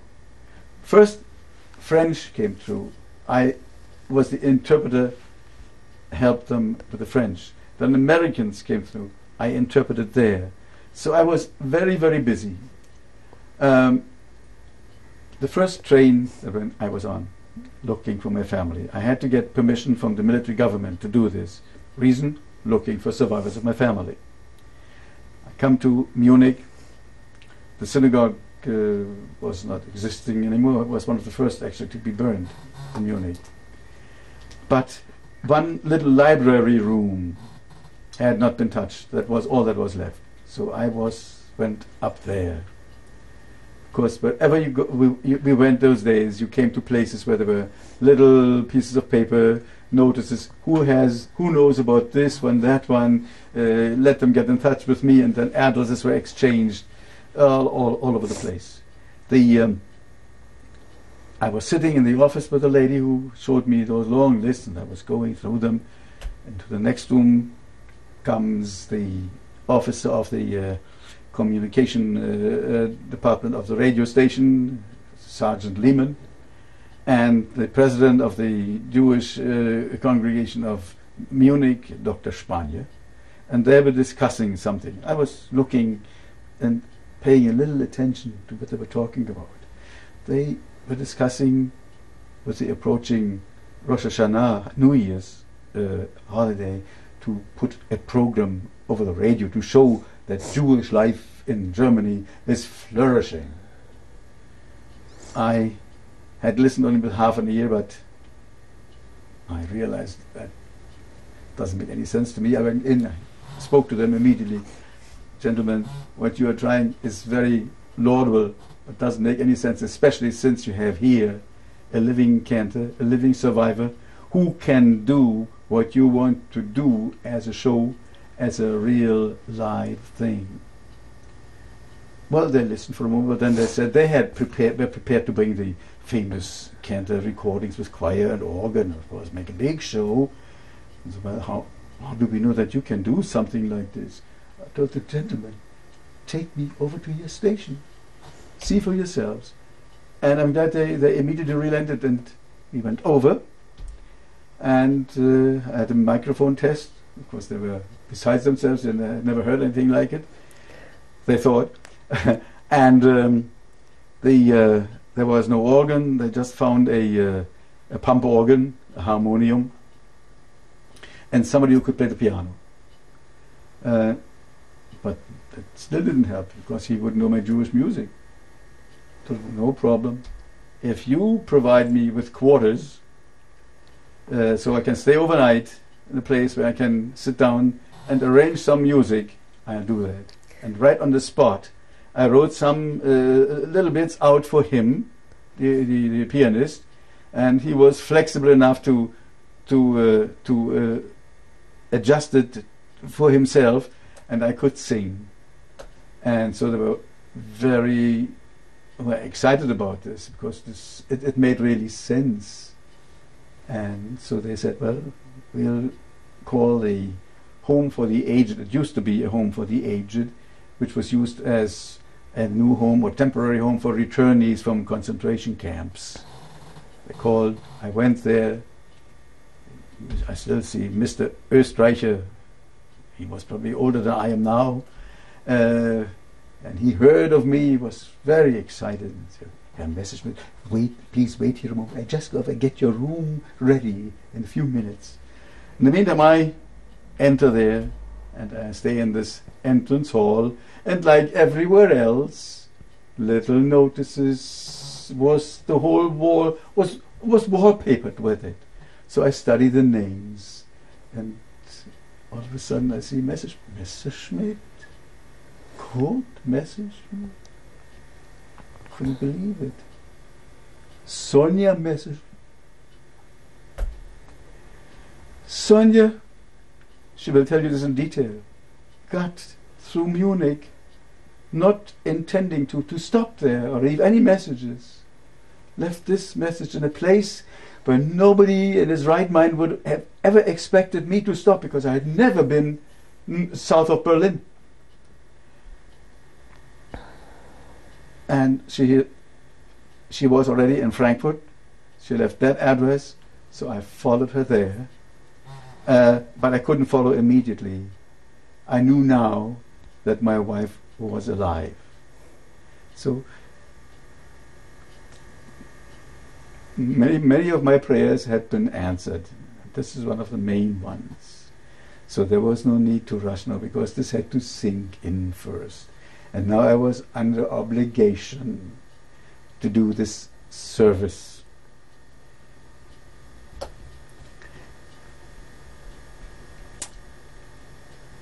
If there ever was a Thanksgiving service, that was it.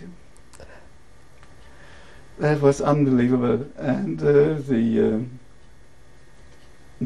radio station was thrilled, was very, very exciting, and of course I did this service. I did not stay for Yom Kippur. This was for 10 days. I wouldn't have waited to see my wife. So I went, and still I couldn't get a train to Frankfurt, and the roads were not open for general traffic, but the military government could. So I was in touch with the military government. They provided me with a courier, and the courier took me to Frankfurt.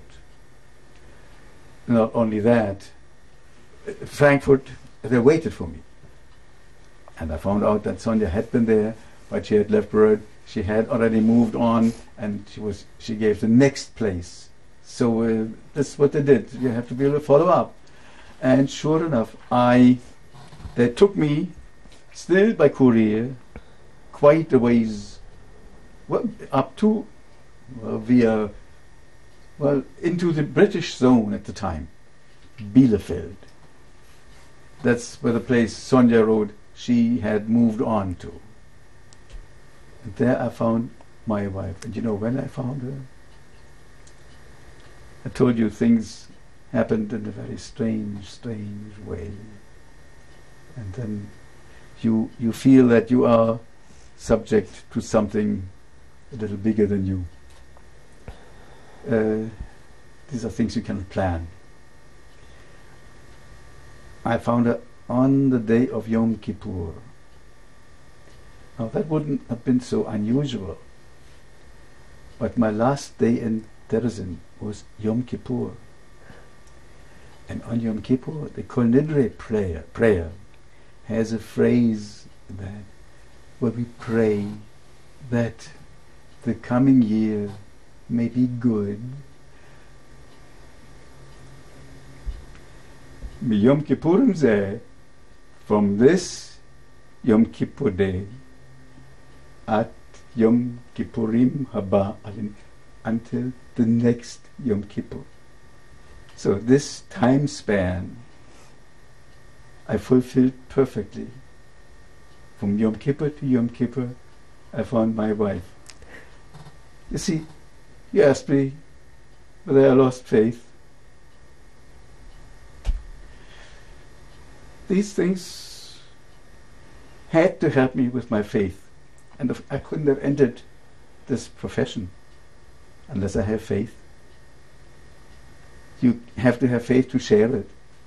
You have to pray to people who do have faith, and they would accept it only if you have faith. You couldn't be convincing otherwise, and my experience was such. I just couldn't help it. So I found my wife, went back to Munich. I won't say everything, because Sonia will be able to fill in here quite a bit. And Munich, I took up the contact with the radio station, who knew me very well, and I joined the radio choir, became their soloist. They sang my Jewish Hebrew music. I arranged everything for them, and it became a radio program, a weekly radio, every week, every Friday night, which was listened to all over Europe. I have letters, I have a whole stack with me. It was unbelievable what this radio program did, not only for Jews, but for the non-Jewish population, because they were so receptive to the Jewish music, and in Bavaria especially, it's a Catholic country, I chose organ and choir music, which somehow gives them the harmonic feeling, which is somewhat related via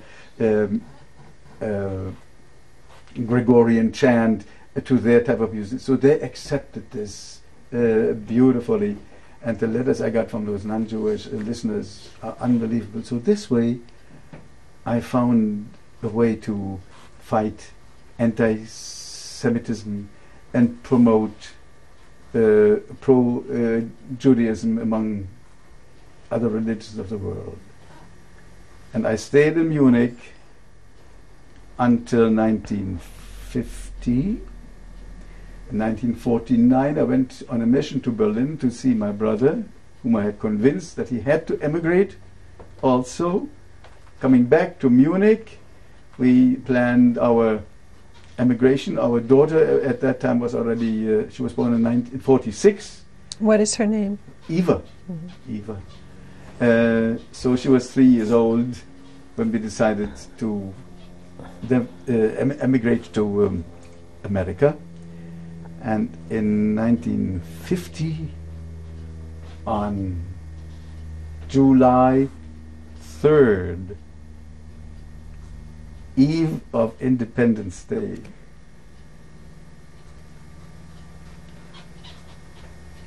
we left Germany aboard ship for our new homeland and for freedom that had finally arrived. And thinking back, all through these years, there was a one-way, one-track mind of mine.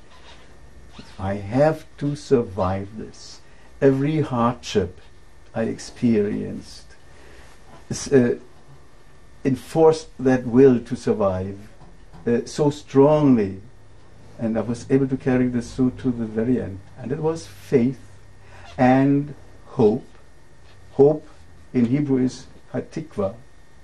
Hatikva, hope, is the title of the Israeli national anthem. And on every prayer book, every Hebrew prayer book, on every page, you find the word shalom, peace, well-being, and Chaim, Chaim, life to life. So these are the things that helped me survive. And we sang at the camp, and I was able to move minds and hearts. This was a God-given gift.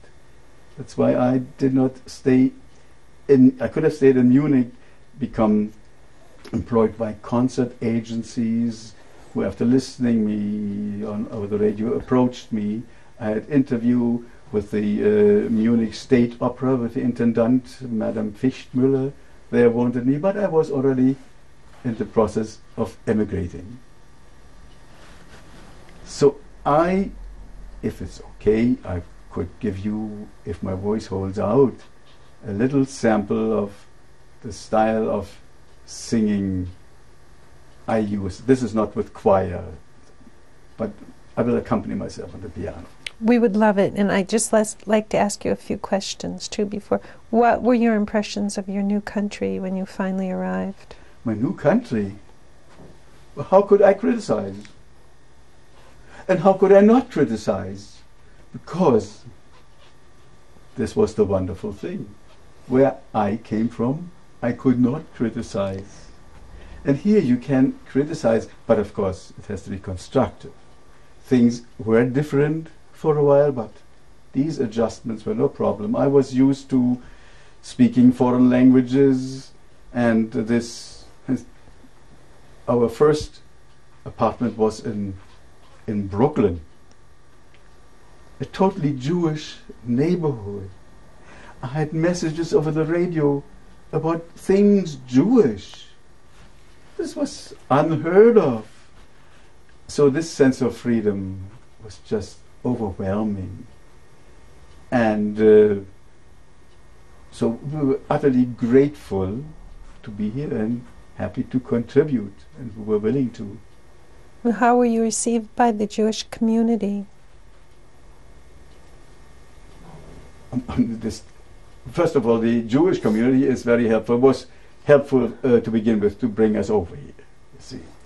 And then I had a contract while I was still the chief cantor in Munich to do the High Holiday services in uptown Manhattan on 182nd Street, Base Hillel Synagogue, a congregation of former Munich residents. When they heard the famous Overkantor of Munich, Messerschmidt, is arriving in this country, he will honor us to big ad in the Aufbau Reconstructionist newspaper. So that was one thing. They made one mistake, though. They hired me only for the high holidays, not realizing that I would have needed a full year position. But a friend of mine helped me to one. This was fine, but I stayed there only for 1 year, because what I was looking for was a position where I could use my talents more efficiently and to a wider degree. So that's why I decided to come. I went to the theological seminary in New York City, presented them with some of the recordings I had made in Munich, and they offered me many places I could have gone as a cantor. As a cantor, you're international, you can go anywhere in the world. So I came to Portland, Maine, and how we were here received is beyond description. Beyond description. The people who received us here made us feel completely at home. The warmth, we hadn't expected such warmth. When we were in New York for the first year, our friend said, "You want to go to Maine?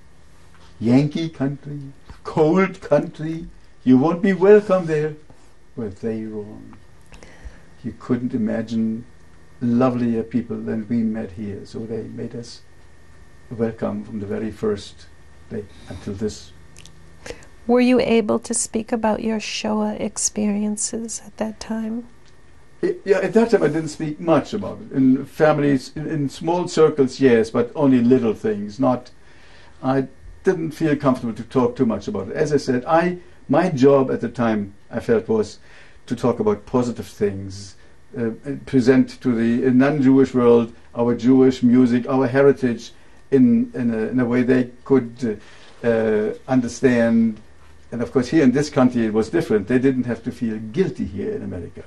In Germany, they could have felt very uncomfortable. This I didn't want. I wanted them to feel a little bit comfortable so they could realize what horrible harm they had done and what they missed by not knowing what beauty they destroyed.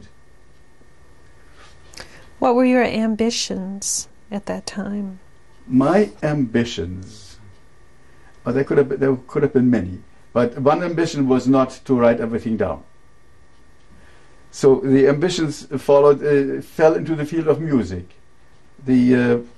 After finding out that the voice, the way I used it, had this powerful impact on listeners, Jewish or non-Jewish, I felt I should cultivate this a little more. So while in Munich still I studied voice a little bit, and my voice teacher who was an opera singer at the Munich Opera, taught me one thing, and then when I sang our Hebrew music, I sang it of course in my style. He was a little disappointed, but he had to agree that was the way to do it. So music was my field. And teaching, music and teaching. That's how I came over. On my affidavit it says, in what capacity will you earn your living here? Music, teacher and clergy. How do you think your Shoah experience affected you physically and also psychologically affected you and your family? Well, my brother, who had gone back to Berlin, he might have stayed in Berlin, but I talked him out of that. So he is in St. Paul, Minnesota, and he just worked as a carpenter and cabinet maker for a while, but then he realized that was not for him, and he had wise advice, because people found out that he is very personable. He loves to talk to people, so they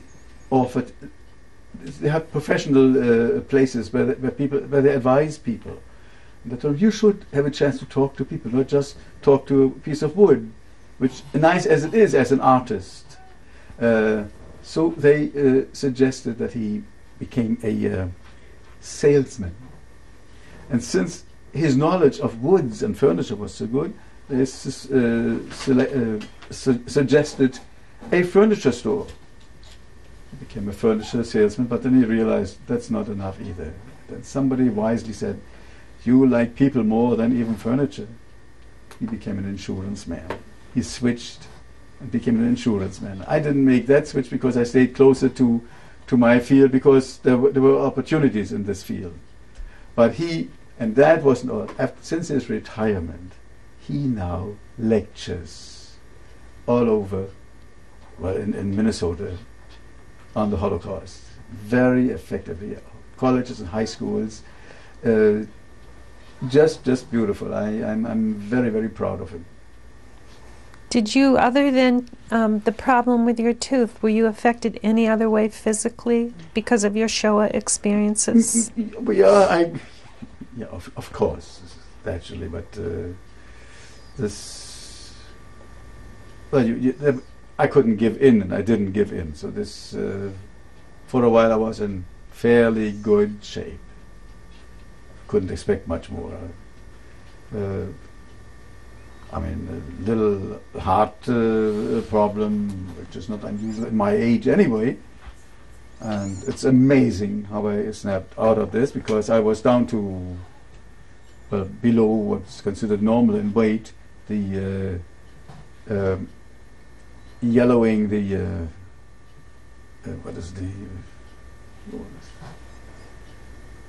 what is that sickness? Jaundice? Jaundice all over, and just the skin and bones, just like the pictures, these horror pictures you see.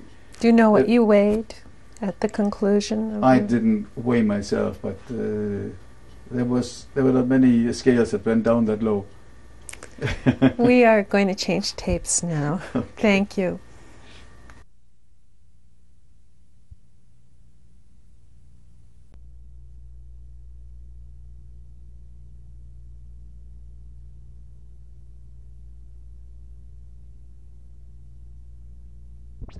This is the beginning of tape number 9.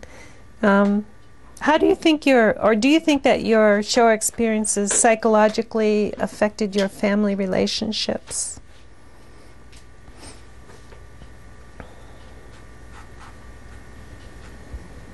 With my wife? And children? Relatives? Well, there are not many relatives, you see. This is the thing. No, it affected it very positively. As we just found out, my granddaughter just returned from Paris. She knows our history, not only little parts, little points of it. We never talked about it too extensively.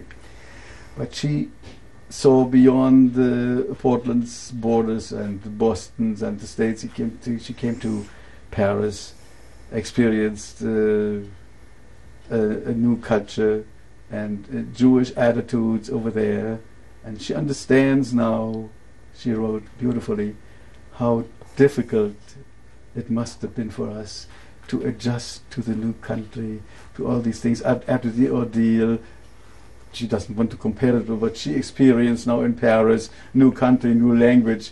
By comparisons, this is nothing. But to have the insight, to compare it with us, to see the difficulties we undertook, was quite amazing, which one doesn't normally expect. Did you raise your children to know that you had been survivors?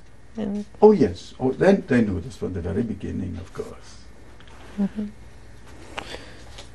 Do you dream often about your experiences? Not often, but I said not often, but every so often. Contradiction. Yes, of course, you cannot help this. The subconscious is active no matter what, mm-hmm. But it gets less and less. Of course, the invitation by you promoted this again and got it to the top for the time being. In a moment, we're going to meet your wife, but I would like to take this opportunity to thank you from the bottom of my heart. You've been a wonderful subject today, and it's been an honor to be here.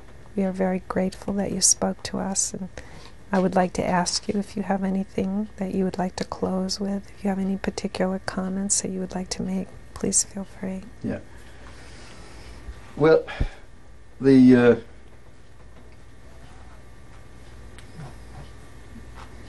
as I said earlier, I don't want to just conclude with something very stale, but I just will repeat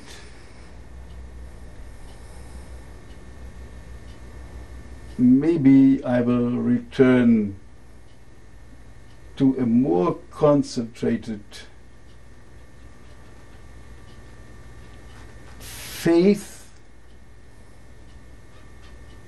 which will not eliminate reality.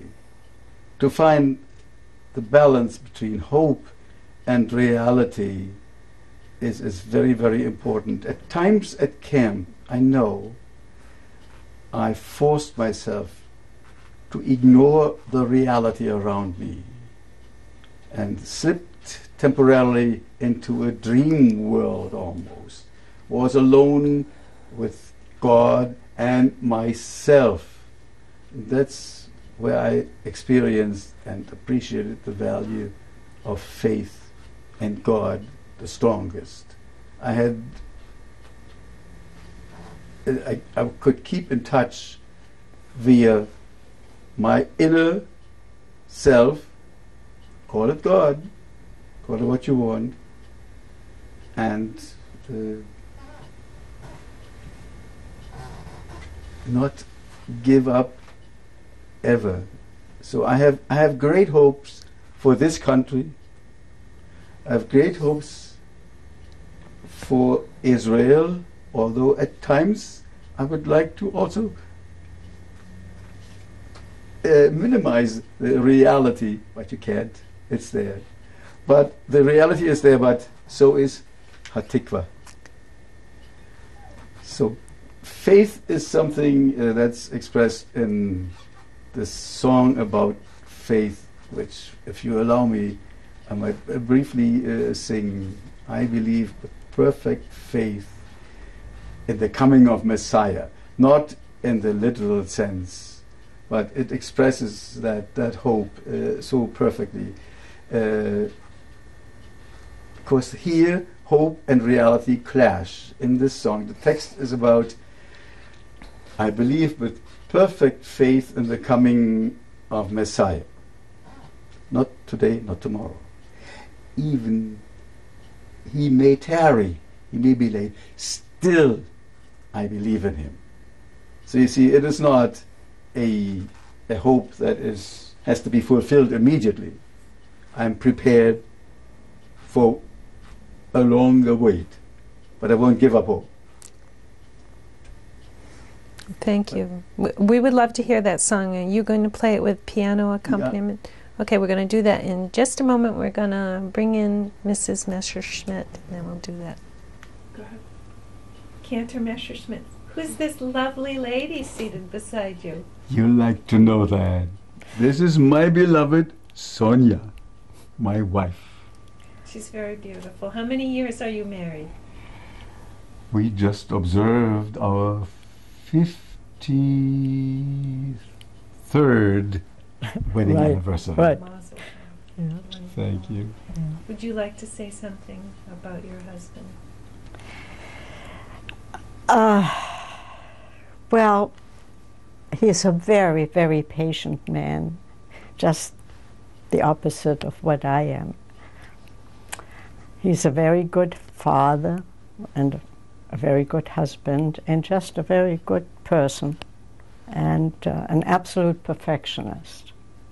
And what's the secret to being married for 53 years? I don't know whether there's a secret. It's a lot of give and take, and just we loved each other for a long time. You mean not anymore? Well, sort of, yeah. You're a beautiful couple. Thank you Yeah. very much. This is a private school of the Jewish community in Berlin, the Rike Schule. It's the front part housing the classes. In the courtyard, not visible now, is the synagogue. Did you teach her? I taught there, yes. What year did you teach there? In 36 to 42. This is the inn where I was liberated at the end of the war on May 3rd, 1945, with the adjoining churchyard and church.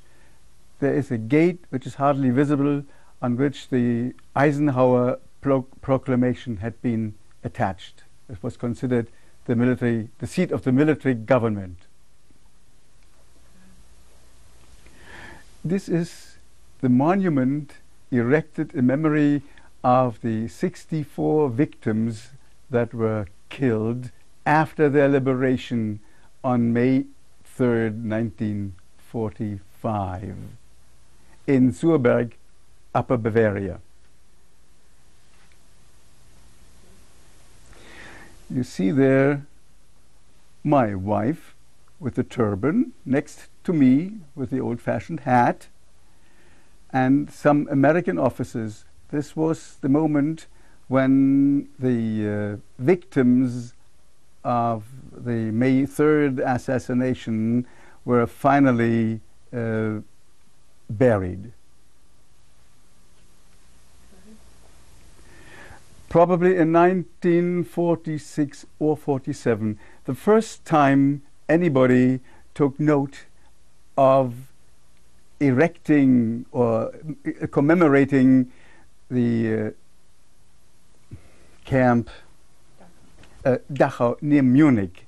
In the foreground are people listening.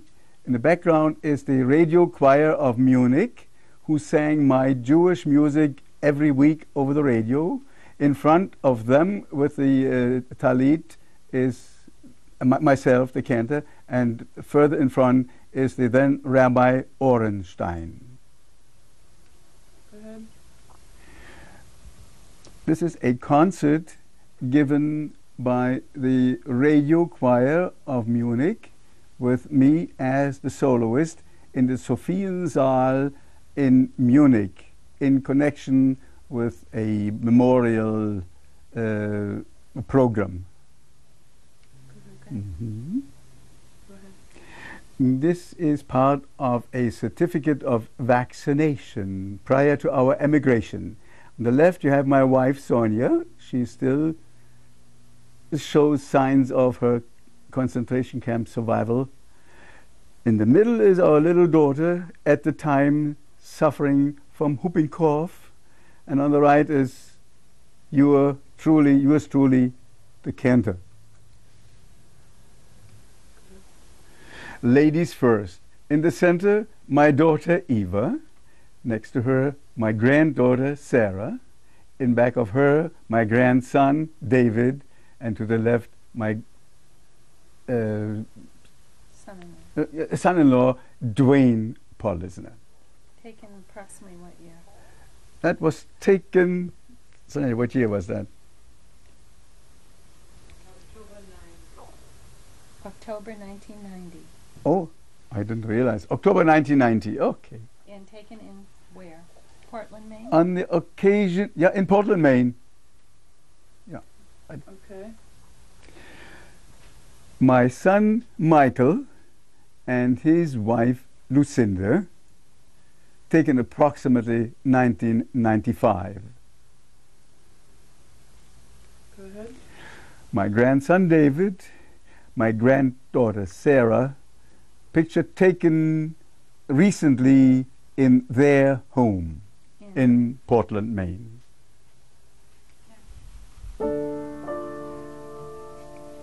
I believe with complete faith in the coming of the Messiah.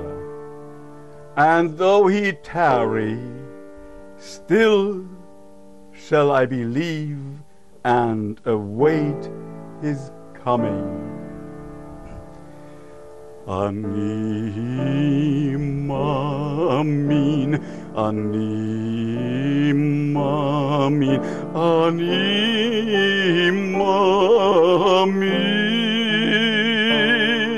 ani mamin. Be'emunah shlema בביאת המשיח ואף על פי שיתממע עם כל זה אני מאמין עם כל זה אחכה לו בכל יום שיבוא. אני מאמין, אני